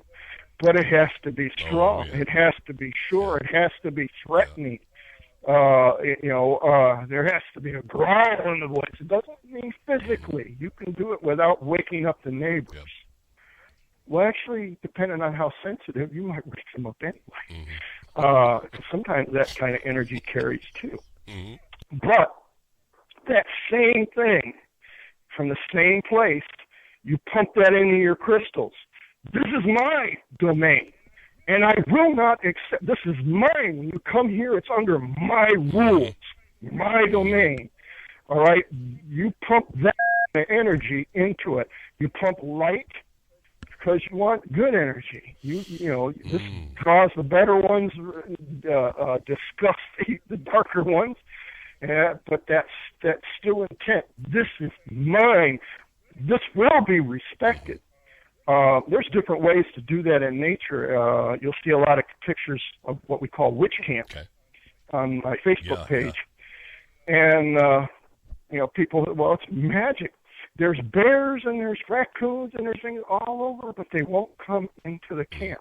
We can leave food out all night. We can walk away from the campsite and go to a ceremony over by a bonfire by the pond, and they will still not touch the donuts we left laying out on the table or anything else. They will not come within a certain area. Now, and this is by understanding certain things about nature. How to put up a no trespassing sign that animals actually read. I mean, you can put up all you want that you say in language and stuff like that, but they won't read it. It's not that they ignore it. It doesn't mean anything to them. But what all mammals understand is when you mark the area with your urine, that it means this is yours. And the higher up on the tree or the post the urine is, the bigger the mammal that left it there is. So, I'd even tell the gals, pee in a cup and mark the trees. Go step out a few yards away from your camp and mark the trees. 3-4 feet up. Show them that you're a big mammal. And that this is every animal, every mammal understands that is a no trespassing sign. That is a domain sign. Now, of course, they're going to be drawn to the scents, the smells of the food. Now, what we would do outside of that circle of those trees treated with the urine, there'd be a stump or a rock, and we'd make a nice big flat, almost like an altar. So, I mean, it's a space. And the leftovers, when you had grizzle and stuff like that on your plate that you didn't want to eat, and potato skins or whatever it was, you take those out to that rock that is outside of the circle, and you leave it on the rock for them as an offering. And they'll come and they'll feed, and they don't have to invade the property. Their curiosity and their hunger is going to draw them, but that little snack is they're going to respect you. You're going to build up a relationship with nature around you. That's using a little more physicality, a little more of the mundane. But like I say, we're talking about the same thing on all levels. Okay, now when you're out there and you're communing, which is I over the last couple of years, especially being here in England, I've definitely connected more with the nature elements. All right, the Divic and any and all nature spirits. Now, how do you go about respecting them to receive that respect back from them, that they know that you're not forced to be screwed with and everything else, but there's a mutual respect there? How do you go about putting those offerings out there to them? Pardon? How do you go? You broke up the last part. How do you go about exchanging that respect with one another, but also respecting where they come from? They respect where you come from, but how do you go about giving them the offerings to work with them? Is it similar to working with? I'm sure you're not going to go out and pee on a tree and say, "Hey, fairy, this." Well, is the Celts have been doing that for ages. My grandma, especially in her garden. And now I've seen the physicality and I've seen the spirituality of this. She would leave bowls of cream out. Now, I also noticed when she left bowls of cream out that the neighborhood stray cats would come about and they'd take her the offering. Now, like I say, fae are nature spirits. Think of them as ministering angels to nature, to animals and all kinds of creatures in nature. We all are a part of it. We all represent our own little niche and our own little echelon, as it were, on the food chain, so to speak. Being kind and gentle. Now, these stray cats would take care of all the rats and the vermin, catch all the mice and the things that spread disease and the things that chew on her plants in her garden. And she'd leave out water, like in a, feed the birds, leave them water. We'd leave the heavy cream for the fairies. Like I say, sometimes the cats would eat it, but as far as the fairies were concerned, the cats, the heavy cream is a lot of fat. It's fattening them up. It's giving them a little something. You're blessing them. Remember I was talking about taking care of the homeless guy and actually connecting and understanding, and he's going to spend it on alcohol. Well, buy him a sandwich and give him the change besides. If he gets alcohol, well, God bless him. Makes his day a little better, his night a little better. However, reflecting that attitude, that spirituality, that will and word. This is who you are from the inside coming outside all the time. This is who you are consistently. And they feel that. They understand that. They'll relate to that. You relate to them, they'll relate to you. You relate to them cruelly, they will relate to you with mischief and sometimes a little vindictiveness, as the case may be. The Celts used to leave food and drink offerings out. That was for the Fae. Like I say, a lot of times the animals would get to it. But the Fae are just as happy. Right. Can you leave these? This means something to them, but you have to do that consistently. Just because you did it today doesn't mean that they're going to buy into what you are. They're used to warlocks. This is a warlock parody. Yeah. There's very few real witches, real wise. I mean, we're here. There's a lot more than me, but we're not the majority. We are the minority. And at one point, we were an endangered species.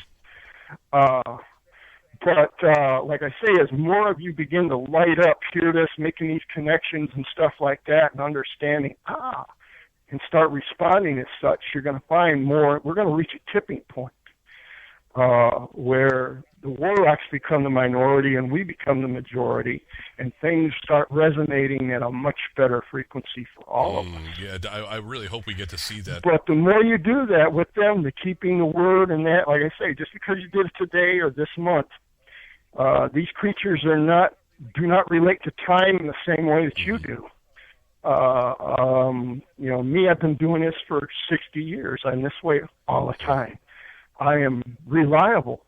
I am consistent. I am, when they come in the room, they see me, and they understand me. The more you do it, the more you are aware of yourself as being this kind of soul, the more you will be, the more you will manifest to the things, the fingers under the eyes, which is honor. No matter who sees you, whether their back is turned, you're not doing something different. You're the same person when they can't see you than when they can. When the invisible creatures that they can't see you all the time. And when you're that way all the time, you know who you are. You become aware of who you are. You say, I want to be this kind of man. I want to be this kind of woman. These are the traits I love and I want to excel at. I will apply, will and word, I will apply myself towards this end and being this kind of person. When I catch myself being inconsistent, nobody beats me up worse than I do. I am disappointed with myself. I do not like myself. I do not sleep well when I haven't been consistent. And when I've been that way all the time, I sleep like a baby. I'm good with myself. I'm also good with others. And when I say others, I'm not just talking about other physical human beings walking around. I'm talking with people like Sundog and just about anything in the area. The bad things even want to creep away when I come around. I am not an energy they like to feed on. Yeah. You can feel when they go up into places too, because I've done some clearings in the past, and my lady Lahila, she's worked with folks over here in England in the past too, doing clearings. Remind us to tell you sometime about a story over here in Whitby. She's teamed up with a character by the name of Jocko from the 1700s, and she is assisted in cleaning out negative spirits, and I've done spiritual cleanings. But when you walk into a house, boom, right away you can tell exactly where they go and where they go to hide in a corner, nook, cranny, wherever, because they do not want to be around your energy. Well, and say another thing for those of you that don't perceive that quite so well, take a digital camera. The orbs will show up. Go in and take pictures all over. You'll see where the orbs show up. And that's where they are, where they're hanging, or where they're hiding from you. That's what I say. I love about a lot of those paranormal shows. They'll put down EM pods, and it'll sound an alarm when some electromagnetic energy comes close to it. That's telling you something. Even if you're not a full-blown psychic, a lot of things like that will help tell you, that there's other energies present. And you'll notice too on those EM pods, if you get too close to it, it goes on. Now, generally, what you consider ghosts or spirits or energy just like yours, without a person in it, or without a people or a body or a corpse walking. Right. On some plane or level, there is. Don't get it wrong. There is a body. There is more to it than you're just Sundog. Hello, Sundog. I just saw this blue spark fly through the room, just come from behind me and shot. Very cool. Yeah, but like I say, they're on one plane or another, they manifest as they are. Their physicality is going to tell you, their personality and their physicality is going to kind of show you some things that are, well, not always. There's a homely kind of critter in nature, the Celts used to call it Grugak.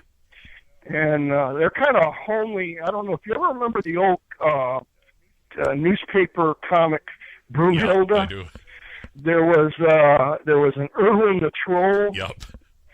Well, Erwin reminds me a lot of a Grugak, small, hairy thing with big feet and kind of homely features, but a very beautiful soul and very connected with nature around him. So not all, some things may seem kind of ugly depending on how you regard beauty. Some people think pug dogs are beautiful things, and some people think they're pug ugly. But the soul of the dog, well, if you connect with the dog or the animal itself, you may find, well, he's actually a very beautiful and gentle soul. And appreciate that ugliness in a whole different way. Yeah, my buddies, years ago, I used to go in and investigate places, and they used to call me the Orb Master, because everywhere I would snap a picture, there would be a self-illuminated orb.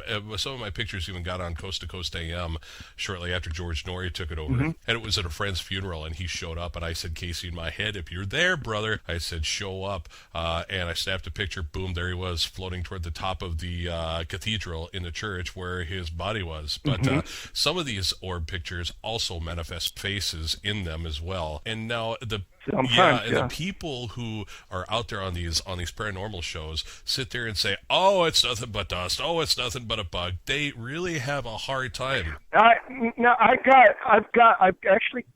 had people say that. I got some orb pictures, and I was just doing one. The problem is Windows 8 sucks. I use a movie maker, and I put in slides and movie clips, and sometimes different parts of them, for God knows what reasons, it'll play the first time, and then the next time, that's a black spot. Yeah. But and some of my orb pictures, well, I got them now where I'm illustrating them, orb here and that. I think I posted some of them on Facebook so that they can be picked up. But you'll see where there's actually orbs and there's actually a moth caught in flight. There's a bug right back. I made a little arrow and I used Windows Paint to kind of point things out in case people don't see it right off. Yeah, but on some of those I've captured bugs in flight, and you can tell it's a bug in flight, and the difference between an orbs in the same picture. So we can throw that out. I had a friend, and I wish I still had the video. He sent me a videotape. He used to be a wedding photographer. His name was Bob Bergstrom, and I think he's somewhere out in internet land somewhere and still doing paranormal stuff. But he was a professional photographer. And he was noticing through the digital eyepiece of the camera, while he was watching the people coming into the church, that there'd be these little orbs in that, and they'd be flying circles around the candles. They'd be doing loop-de-loops. They weren't just going with the breeze. Now, with the breeze, they'd all go in one direction or curl around in one direction or something like that. But some would land on people's shoulders. Some would be standing on the tops of pews. Some would be circling the candles. Some would be doing loop-to-loops and aerobatics in all different kinds of directions. And I mean, not in the same directions at the same time. And like I say, some of these cameras, and now this church was built on holy ground, so to speak, which meant it didn't have anything to do with Christianity. Yeah. It was what it was before the church was built there, and that's why they built the church there. Once upon a time. But these things manifest, and I mean, in different ways. Like I say, I got a lot of old pictures, and you'll see where I connect, and I'll draw them close. I got awesome wisdom, my staff, and I'm standing in the middle of a creek where, now on one side, on the picture, I'm standing there with my staff. My eyes are doing that weird thing Laura always says they do sometimes. I'm not aware of it when it happens, but they just kind of turn white, and there's an orb, right in front of my face.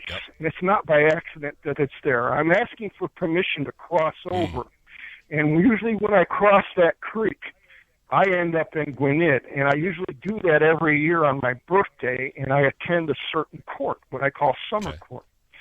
And fairies have their own courts, their own domains, their own cities, communities, and as it were, and their rules with dealing with things. And I belong to one. And like I say, I connect on more than just here and earthly, and but we all do. It's just most don't realize how much. And when you do and you understand that, you start to have more influence over that. Now, when I talk about spellcraft, I'm often making examples of the very mundane things at first. But connect with those and understand what makes those different influences work as they do. And you can use them for affecting things further and taking it a step farther. Like I say, my book is not the end-all. It's the beginning. It's where you begin to understand and work with and gaining this power. And the longer you do it and the more you do it, the further you get, the further you start seeing a little bit beyond that. You get more information and you get more power, as you're involved. Knowledge is always power and more influence. And your influences can go to the point where it seems to everybody else downright magical, but to, you see the picture of me opening up that rift into Gwinnett, and that's high magic. Yeah. That's what most witches and wizards, that's high magic. But I understood it. To me, it's physics. Yeah. I understand what makes it work. I understand why the airplane flies. It's not magic to me. And it's never magic to the person that actually can practice it and do it. You just have to become more acquainted with it, understand. Right, exactly. You know what, John? It has been 2 hours here. How many more minutes do you got left? If you'd like to go another half hour, we can. Hey, sure, yeah, that would be great. And I got to tell you right here, right now, I know that you're ready to go, right? You're ready to journey on. But, brother, I have to tell you, I thank you so much for being here today, discussing these things with me, with everyone else who chooses to partake in listening to this show, in every show.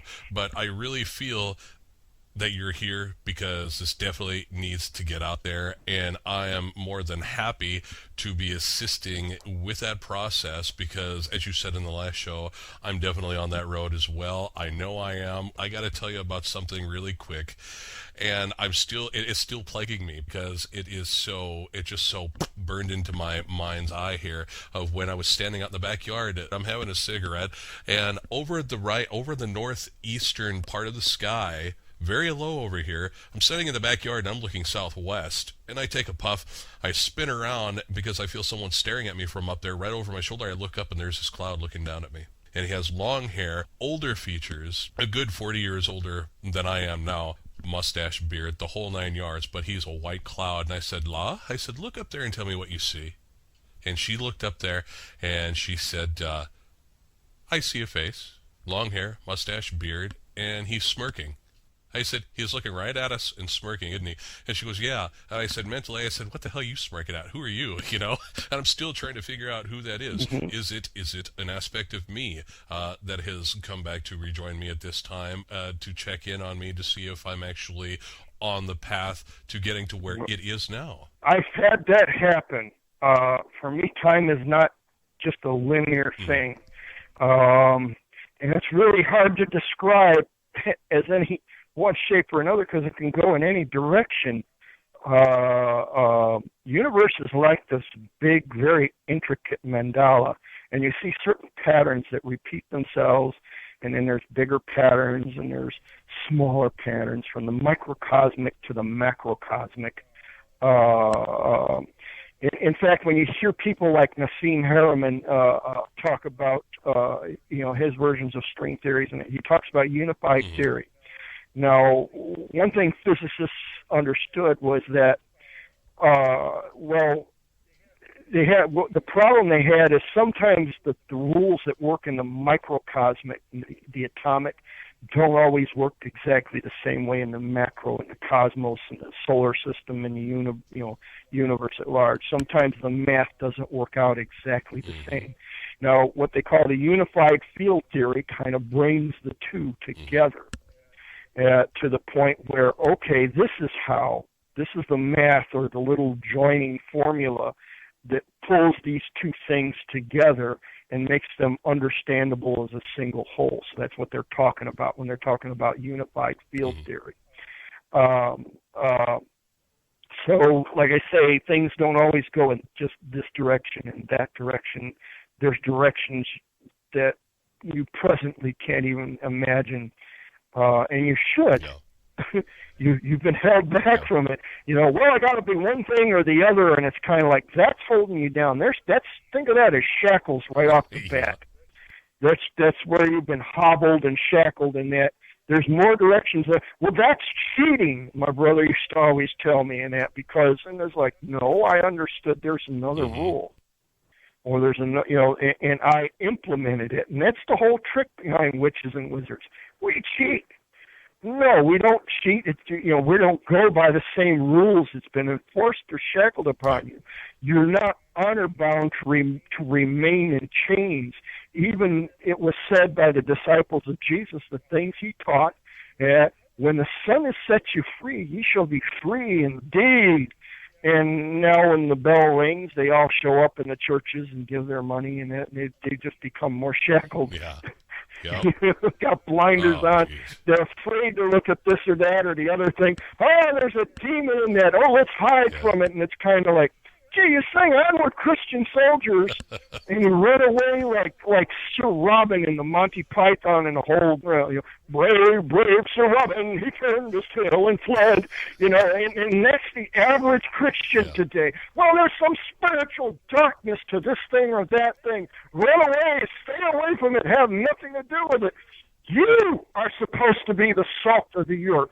You are supposed to be the one that stands and withstands the darkness and the evil of this world and brings light to it, not run away from it or hide under a stained glass basket or something like that.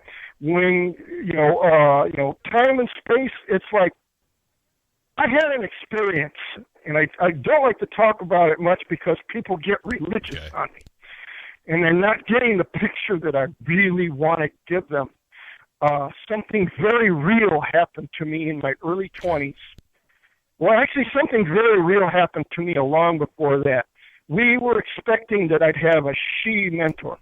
She not meaning a girl, she meaning S-I-D-H-E, a high degree of fairy, very high intelligent and nearly human in some aspects or beyond type of fae.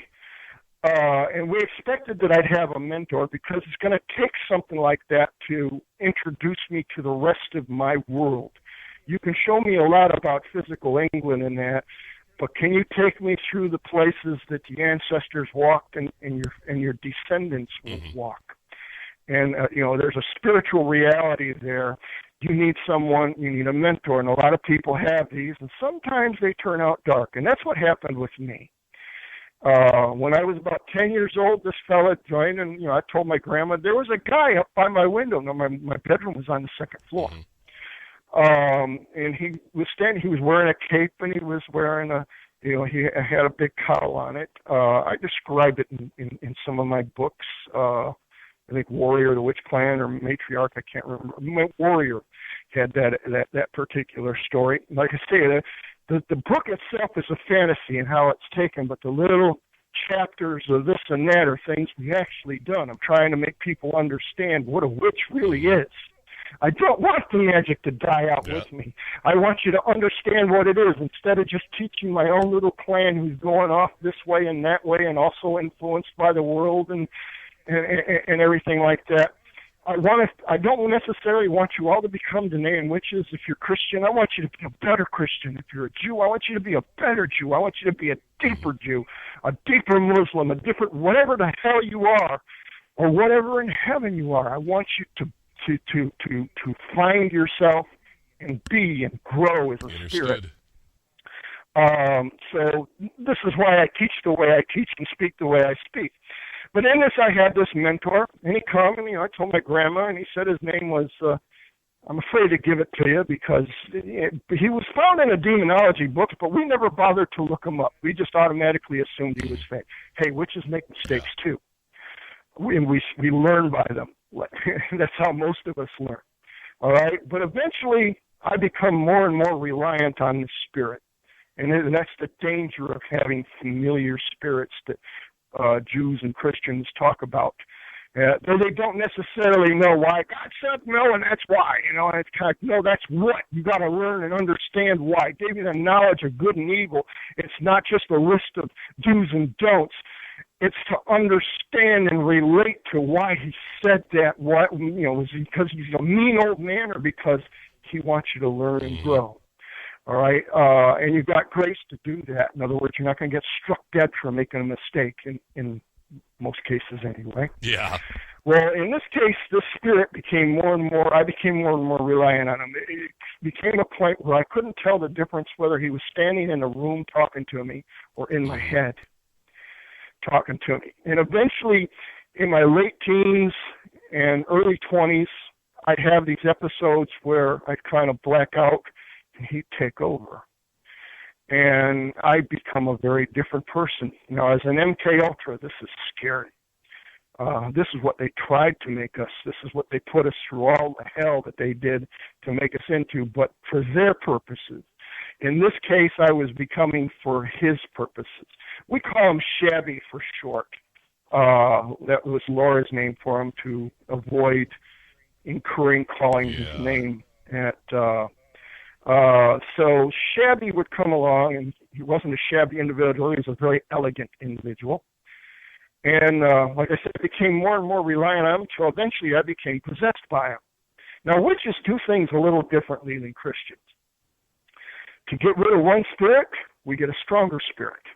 And if we're not the stronger spirit, we'll use crystals and all kinds of things to amplify our energy. You can take sound and your sound of your voice, and you can amplify it. And incidentally, there's crystals in that amplifier to make it louder, to make it carry through the arena or whatever. And that you can amplify your own energy using the crystals. And like I say, there's a science to it. It's not just mysticism. And we will use that to drive out. But Shabby was a particularly strong and high-order spirit. Not the highest or anything like that, but he was pretty high. And I had no witch friends. Grandma was dead and gone, and I had no witch friends that was strong enough to get rid of him, to remove his influence, his hold on me. So eventually, a friend was telling me, well, we got to get you exercise because these things are happening. I mean, glasses would fly across the room and shatter, and all kinds of things would happen. People get lifted up in the air and throttled, and I'd just be sitting there staring at them strangely. And this is not me. This is Shabby. Got to get you exercised was the word they used. And now me, I didn't even believe in Jesus or the church. I mean, we got history, and none of it's good. I mean, the things they say about it, you're going to tell me you got the truth for me and everything, but everything you say about witches is a lie. It is not about us at all as a people, as a culture, where we come from, or anything. It is an awful lie. If you said the same types of things about black people that you say about witches, they would be marching by the millions down your town or rioting in the streets. Okay? And that's how I feel. all right, about how people and what people think about witches. I mean real witches, not warlocks and Satanists and all that kind of crap. I mean, I'm very passionate about it. I feel you. Anyway, I'm thinking, why are you going to send me into a church? Why don't you just exorcise me in the name of Goldilocks and the Three Bears? Because I wasn't buying any of it. Yeah. Okay? But I was wrong, and I didn't know it. And this whole thing was to bring me to a certain lesson.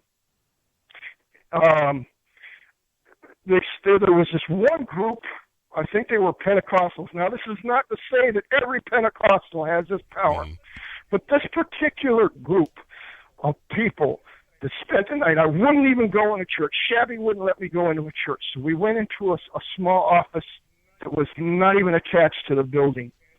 And this group of about 4 or 5 people were going to spend the night with me there. And they were going to be praying and laying on hands. And they got off into tongues. And I hated it. Actually, Shabby hated it. But these people had a real faith, a real spirituality, a real connection with what they were talking about. And Shabby couldn't handle it. And he was cast out. He blew the windows, physically blew the windows out of the building we were in, and everybody heard him shrieking down the alleyway on the outside of the way as he left. And me, I just kind of passed out, slumped in the chair, and it was the best rest that I had in years. I make a joke sometime about some people are possessed as they got more than one squirrel in the attic. Well, that's what I had. I had another entity in my body with me, and you know when you're in the house alone, you know the difference between being in the house alone and being in the house when there's somebody in it with you. Okay, so for the first time in a very, very long time, I was the only one in my house. I'm talking about my physical body. Now, a lot of Christians will say, well, you got saved and Jesus came to... No, Jesus had something to do with it, for absolutely sure. And the Holy Spirit and the Creator had something to do with this whole episode. But I didn't, quote, get saved right then and there. I didn't necessarily believe... I understood that Shabby believed something about Jesus and was afraid. And I'd never seen him afraid of anyone or anything. And we had been, you can imagine the things MK Ultra had put me through. We had been through adventures that most people would run from, and I don't run from. And I never seen this. So I pondered this for the better part of a year. It had to be at least 9-10 months at least. Exactly, who is this Jesus fella? What is he? There's something real about him. This crucifix crap. Now, these guys didn't wave no crucifixes at me, but that's when I think of the Christian church and that's the kind of stuff I think of. The stained glass, the crucifixes, and he died for us. And, and it just don't resonate. I don't connect. And you're really not intended to. You're intended to be dependent upon the priest or the preacher. But for all of that, you don't have to worry. He'll take care of it. You just bring your money. And that's what they have. But I pondered this for a long time before one day, and it was near Easter. I think it might have been around it was after Palm Sunday anyway, because I seen the little palm leaf crosses all over the places that the kids make and stuff during that time of year. And I'm with some friends, and we're hanging out on a street corner. We're looking for something to do. We're not just punking out or anything like that. What do you want to do? I don't know. What do you want to do? We're bored. It's a Sunday afternoon. And there's this church across the street. In fact, it's a Salvation Army church, temple or citadel, they call it. And I really don't like Salvation Army. I mean, I like the ministering that they do, but the uniforms and stuff like that and the ranks and that just kind of strike me as a very unspiritual, hierarchical thing where people are exercising power over other people, and getting power hungry and playing those games. But there was a guy there. I didn't know it. I'm looking, and people are going, Stormy, you're not really thinking of going in there. And I thought, yeah, I'm not only going in there, but you're coming with me. I mean, we got nothing to do, right? Okay, we're going in. I just had this feeling that some answers that I'm looking for might be in there. And interestingly enough, no Salvation Army captain or lieutenant or any of that crap got up and preached. They introduced this guy who was a missionary from someplace. I don't even remember his name. I just remember a guy. He wasn't wearing a uniform. He wasn't a Salvation Army guy. He was just wearing a regular suit. And he kind of looked like he didn't wear a suit very often. You know, one of those people look uncomfortable in a suit. And he got up there, and I had kind of hemmed my friends in, not in the back seats, because I know we'd get this goofy commentary through the whole thing, and I was looking for something. So I got them up close to the front, and I hemmed them in so they couldn't get out. I sat at the end of the pew, and they couldn't act up or talk up or anything like that. And I passed out, and I went out of body. And, well, it was physically 40 minutes. Seemed like 2 weeks, maybe a little over. And I found myself in ancient Jerusalem. I'm drawing this back. You were talking about seeing yourself, the bearded guy smirking at you. And time doesn't always act linear. Where it's, you know, the arrow of time flies one way only. Yes. Time like an arrow does fly, and fruit flies like a banana. It's more than that. So I found myself in Jerusalem, or thereabouts. And it was for probably the last couple of weeks of Jesus' incarnation on this planet in a physical form, such as it was. I didn't understand that at the time. I could smell the smell. The place smelled funky. You know, people pouring piss and stuff out of their windows, out of pots, and, you know, animals all over the places. And I could feel the heat, but I was a ghost. Most people didn't see me. But there were spirits there that did see me that I saw quite clearly. There were plenty of demons about, you know, demonic-type spirits. There were fae spirits about, and there were angels. And I got to tell you, I was more afraid of the angels than I was of the demons. The angels were huge. They were fiery eyes. They looked like you were like a bug to them. They didn't care what they were there to do or go through. They would go, and if you were in the way, they'd scythe you like wheat. You know, they scared the bejesus out of me. But I saw this man do these things that he was doing, and I didn't always understand the language, but I understood a lot of the intentions and the kind of emotion when things were being spoken. I saw him raise a little girl, stop a funeral procession, and it was like some of these people were trying to avoid running into him. and I say he wasn't the kind of guy you'd look twice at, but he wasn't no wimp. He, you know, like I say, here were hands and arms that didn't know the meaning of Black and Decker. Plain-faced kind of guy, but a very intense when he looked at you and he had something to get across. Now, he didn't wave incense censers or anything up to her. He walked up. Now, I understood later because I started studying the Bible and everything. I had to understand what the hell it was I saw. You know, he says these words like, "Little girl, get up." And she gets right up. No, making the sign of the cross or, you know, praying the same words over and over again, or chanting or dancing around or walking in circles or waving orbs or wands or anything. Just said, "Little girl, get up." She got up. And now she needs to eat. And try not to tell anybody. Just kind of, you know, just let it go. He didn't make a big spectacle of himself. It was a spectacle, you know. But I saw things like this right up until the crucifixion time they crucified him. And I couldn't believe the things they did to this man because I saw nothing wrong with them. This is a Jesus I didn't even believe in or want to hear about before, but this is who I saw. And I understood, and I made the connection. And there he was, and I was trying. These angels were watching. They were around this crucifixion. I saw the people. The people did not see me. I was raising a fit. Hey, why are you doing this to this guy? He didn't do anything worthy of death. This man is real. You know, he is the Word made flesh. He does have that power. No nonsense. When he spoke the words, No ifs, ands, or buts. It was. I understood why God cannot lie, because when He speaks it, it is. That's the word. That's the logos. What the Greek pagans had to tell people about Christianity, but they don't get today because everything's obscured in the religion. I didn't get religion. I got a relationship. And I'm raising a fuss, and these people don't understand. There's these angels, and as you look out from Jerusalem, it's up on a mountain, like on a hill, and you can see the valley and that of Kidron and everything round about, and I see these angels encamped all over the place. And I mean, they're standing out like I want to say like flames, but you start thinking of fire. I'm thinking of glowing energy, plasma.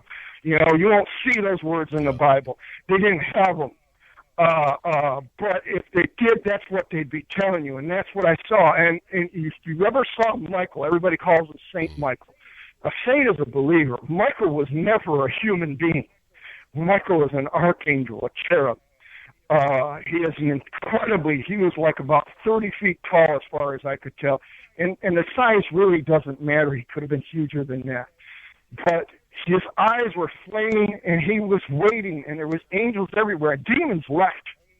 I mean, they were trying to egg all this stuff on, but when the angels started gathering in force was around the place of the crucifixion, and he's waiting. And I understand, not by his words, but by the intent behind his words. He was waiting to hear just one word, and if Jesus spoke it, they would have wiped the earth clean. Wow. All right, and I understood that. I was very afraid of these angels. If he'd have just one word, and that's the knife edge we were balancing at. Now, I didn't understand the Bible then as I do now. I studied it after that. I got my doctorate after that. But it was that provoked me to do that and consider, what the hell was I reading here? Or that. But I'm there, and I'm terrified, and I'm trying to make myself manifest to these people. Don't do this. Don't do this to him. You don't understand. He doesn't deserve to die. Look, if anybody deserves to be put up on that cross and treated like that, I do. Because I understood my own failings, how I screwed up in my own life. Even by my own standards, will and word, I had failed in places. And I understood that.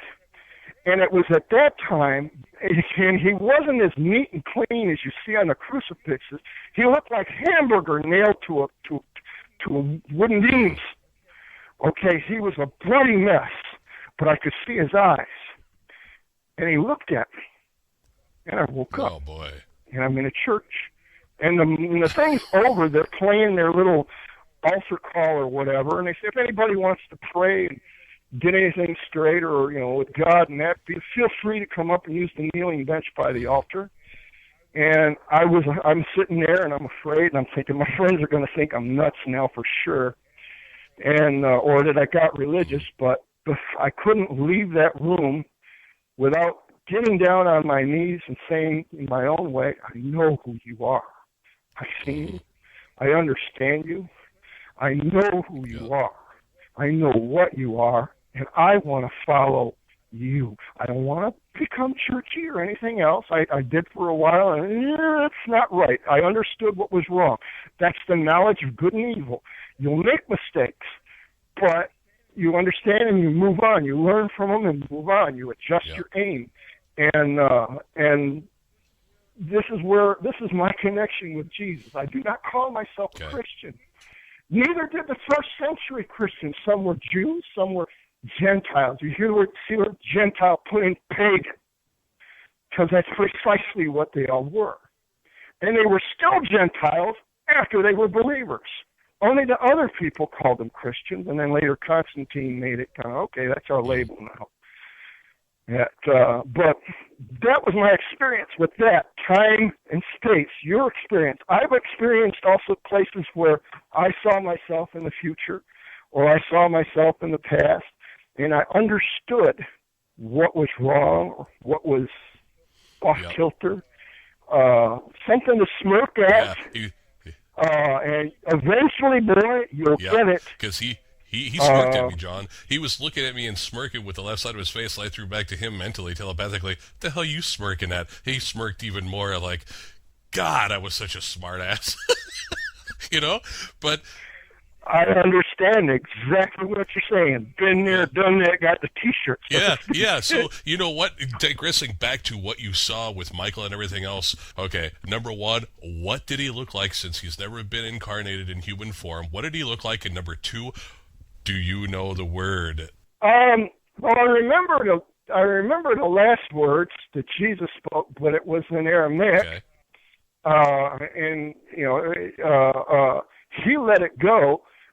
But he said, "Forgive them, for they don't know what they're doing." And they really didn't.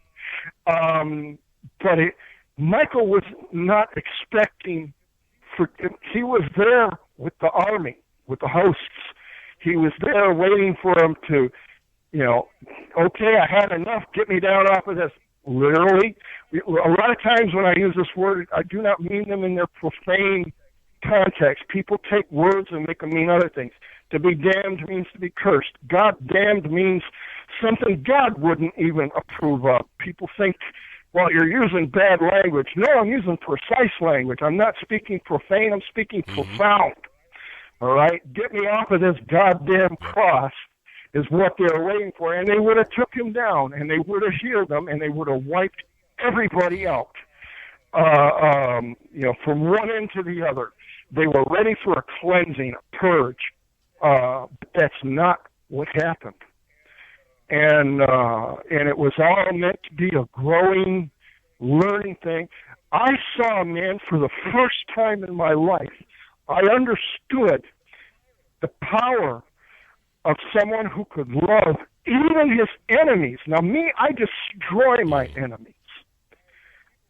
People say you're overkill, and I always tell my students, no, I annihilate my enemies just enough. Yeah. So they fear me and they leave me alone. They do not, that's me. That's my power, and it was nothing compared to this man. Let them live. Some of them, eventually the little light will come on. Some of them not. But if we destroy them all, they'll never grow. And that's the kind of love. And it hurts. It always hurts to love, to invest yourself. You ever notice if somebody you don't like says something bad about you, and it doesn't matter. What do I care what so-and-so thinks? He's a jerk. But somebody you love just frowns like, man, I'm really disappointed with what you did. Yep. And it hurts you inside so bad. When you invest yourself in love, it always costs you more. It takes a really strong and courageous kind of spirit to actually love somebody, to stop, to look at that homeless person and understand and relate to his pain, his fears, his life, his lifestyle and everything, and connect and still accept it and say, here, and I'll give of myself, here. Make your day a little brighter. They're not just words that we say like, God bless you. It's actions that we take to actually make something happen. For God so loved the world, he had warm, fuzzy feelings. No, he didn't. He did something. And it made a difference. And it made a change. And that's who Jesus is to me. Like I said, I do not call myself a Christian, but I follow him anywhere. I'd actually love him back because he loved first and best and showed me what it was supposed to be, not what I was making of it. And that's what I learned. Right on. Yep. Well, you got this on a Sunday from a yeah, witch. Right, exactly. You know what?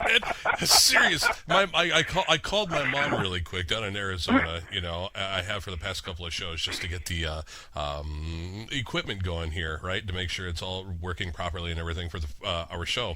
And I talked to her about for 15 minutes beforehand. She told me she was going to church, because it's her thing now, and she's actually connected with it. And I'm like, hey, right on, whatever floats your boat, Mom. And she goes, right, whatever floats anybody's boat. And I'm like, there you go.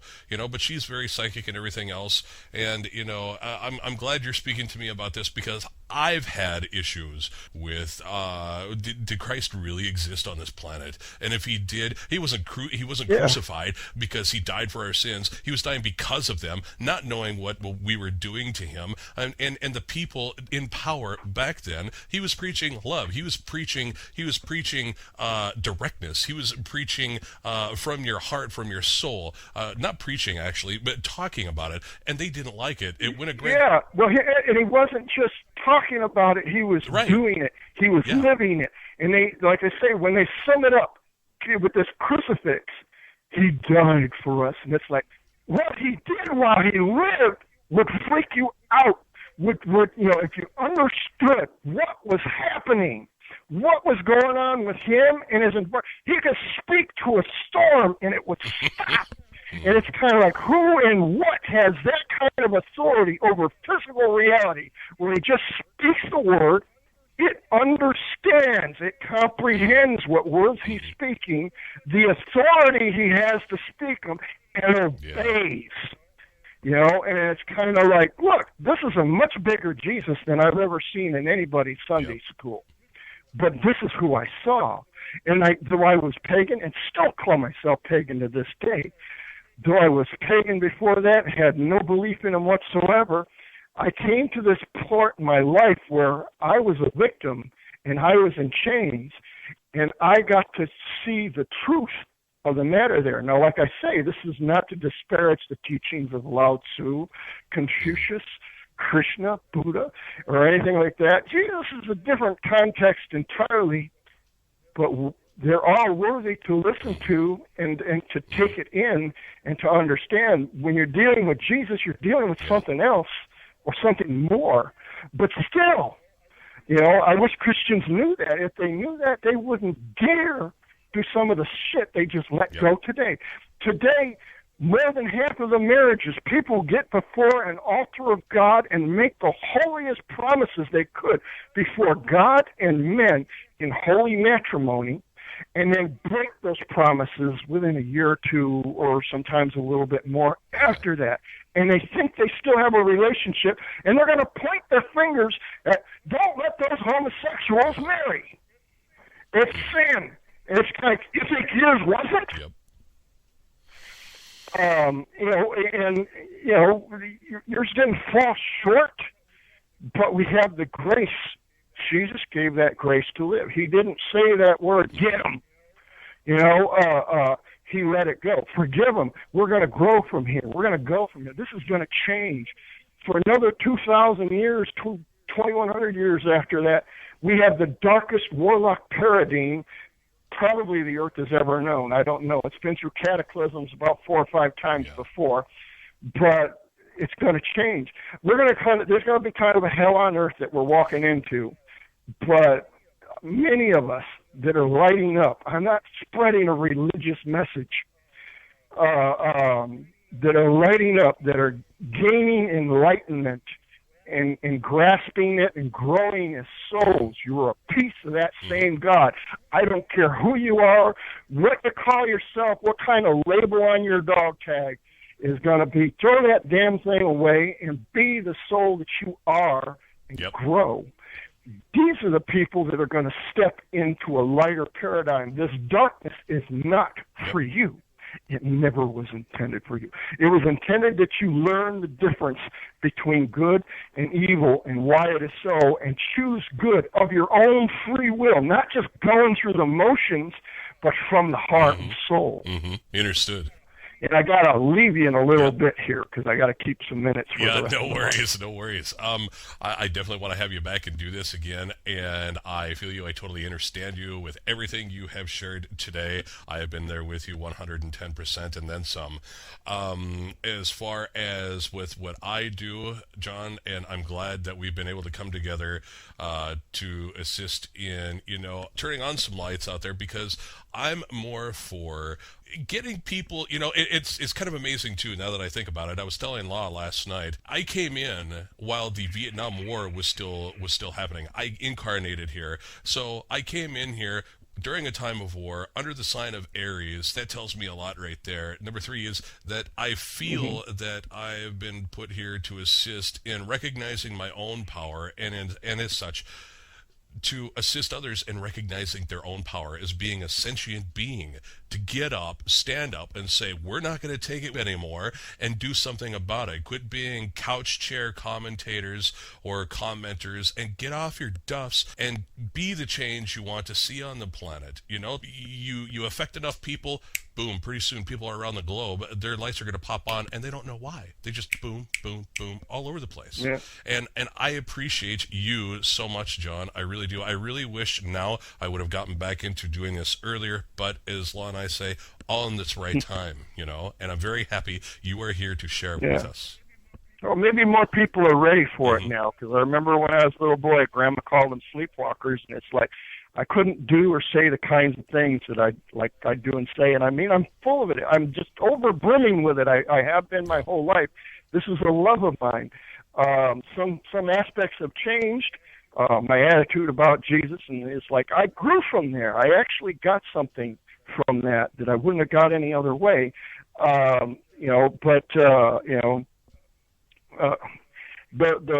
say, the whole thing, like I say, love is, when you say the truth, no matter what truth we're talking about, whether it's conspiracy theories, there's going to be people that's going to hammer you into the dark if they can. And they're going to. You stand for something. There's going to be things that stand against you, and you can expect turmoil. And like I say, a strong will and word is a good buffer. It's exercising your muscle to withstand those things.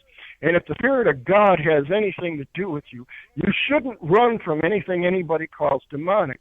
And you should have the power, like Jesus had, to be able to stand there and say, I understand. I can grasp it, can embrace this, and I can forgive you and let you go. It's what he did with the hooker. They said she was caught in the very act. It's kind of like, okay, he's writing in the dirt about what the law says, because they're trying to tell him what the law says, and they're trying to catch him up. Yeah, you're not a real Jew, and the law says that such person should die. It's kind of like, and they says, that's what the law says. And they said, well, she should be stoned to death. And he sat down in the dirt and he wrote again. Now, I was there. I saw what he wrote. Didn't make sense to me at the time, but it was a name. It was the name of the guy that wasn't there. She was caught in the very act, but she's the one they brought forward, and the good old boy they let go. And they understood that both of them should die and that they let the other guy go, so they were as far at fault as anybody else. They understood the law that much, and they left. And he looked up and he says, where are your accusers? She says, they're all gone. He says, well, I don't accuse you either. He knew he could have, but he embraced her. I mean, he didn't get up and hug her or anything like that, but he understood her and took that in, and he was okay with that. Now go and try to get better. You could go and sin no more. Try to do a better job next time. This was power. This was real power. This was not the kind of power that I have and that I throw around and destroy my enemies and everything else like that. I learned something better, and it's harder. Of course it's harder. It takes more power to do. It's to love people sometimes, especially when they're idiots like they are. But they need to be forgiven, and they need to be kind of walked along the way a little bit if you can, just to show them that things are bigger and brighter and expand a bit more further than they thought. And that takes an act of will. It takes an act of power and energy and strength and courage and all of these things. Love is no easy, warm, fuzzy feeling. Love is intimidating, and it is to many creatures that are much darker and scarier to most folks. But when you bring that into a room, they cannot abide with it. They can't stay in the same room with it. The unicorn thing, there's one creature in all of creation, they call it a mythos and that, but still, that can laugh at a dragon, and it's a unicorn. You can have the biggest, fiercest, and oftentimes the devil is portrayed as a dragon or a serpent or a worm. But there's one creature that will withstand it. He was created to. And in the book of Job says, can you get him to plow your furrows because of his great strength, or expect he's going to get your seed into barns like a plow horse or an ox? No, he's there. He's a creature of war. Most people painted him to be one thing, but in Isaiah they paint him to be, he's a war creature. He's made for the day of recompense. He's the thing that's going to come charging down at these people that think giants now. And that's what I'm doing. And, of course, they're pummeling the hell out of me, but I'm not complaining. I'm not beaten. People like to paint MK Ultras as these big, fearless super soldiers. It's like, we're not this at all. We know many more things to be afraid of than you're aware of. The thing is we've become stronger than our fears. And this is, whether you're an MK Ultra or not, is what you are supposed to be doing, growing in grace and in strength and in spiritual strength as you go. Like I say, I'm not preaching anybody's religion to anybody. I'm trying to tell individual souls to wake up and grow and become what they're supposed to be. That everything here has been holding them down and holding them in chains of darkness, keeping them from your own destiny as sons and daughters of God Almighty, the Creator. And like I say, we don't need a church. We don't need to build a building or anything like that. We need to be taking these efforts and loving other people and swinging it out. Understood. And I got to go, or I won't have enough minutes to talk to doctors and lawyers the rest of the month. Right. Yeah, fun on that, hey. All right, the next time we connect, John, I would like to cover some casting spells and spelling and things of that sort. The word, what the word means, what the word's about, just, word in itself, what that means. So, yeah, right. with that, thank you so much for spending your time with us again. And I'm going to get this show out here as soon as possible. And get a hold of me when you're able to connect again and do another show. Okay. All right, thank you so much. I'll catch you later then. Bye-bye. Bye-bye. Cool.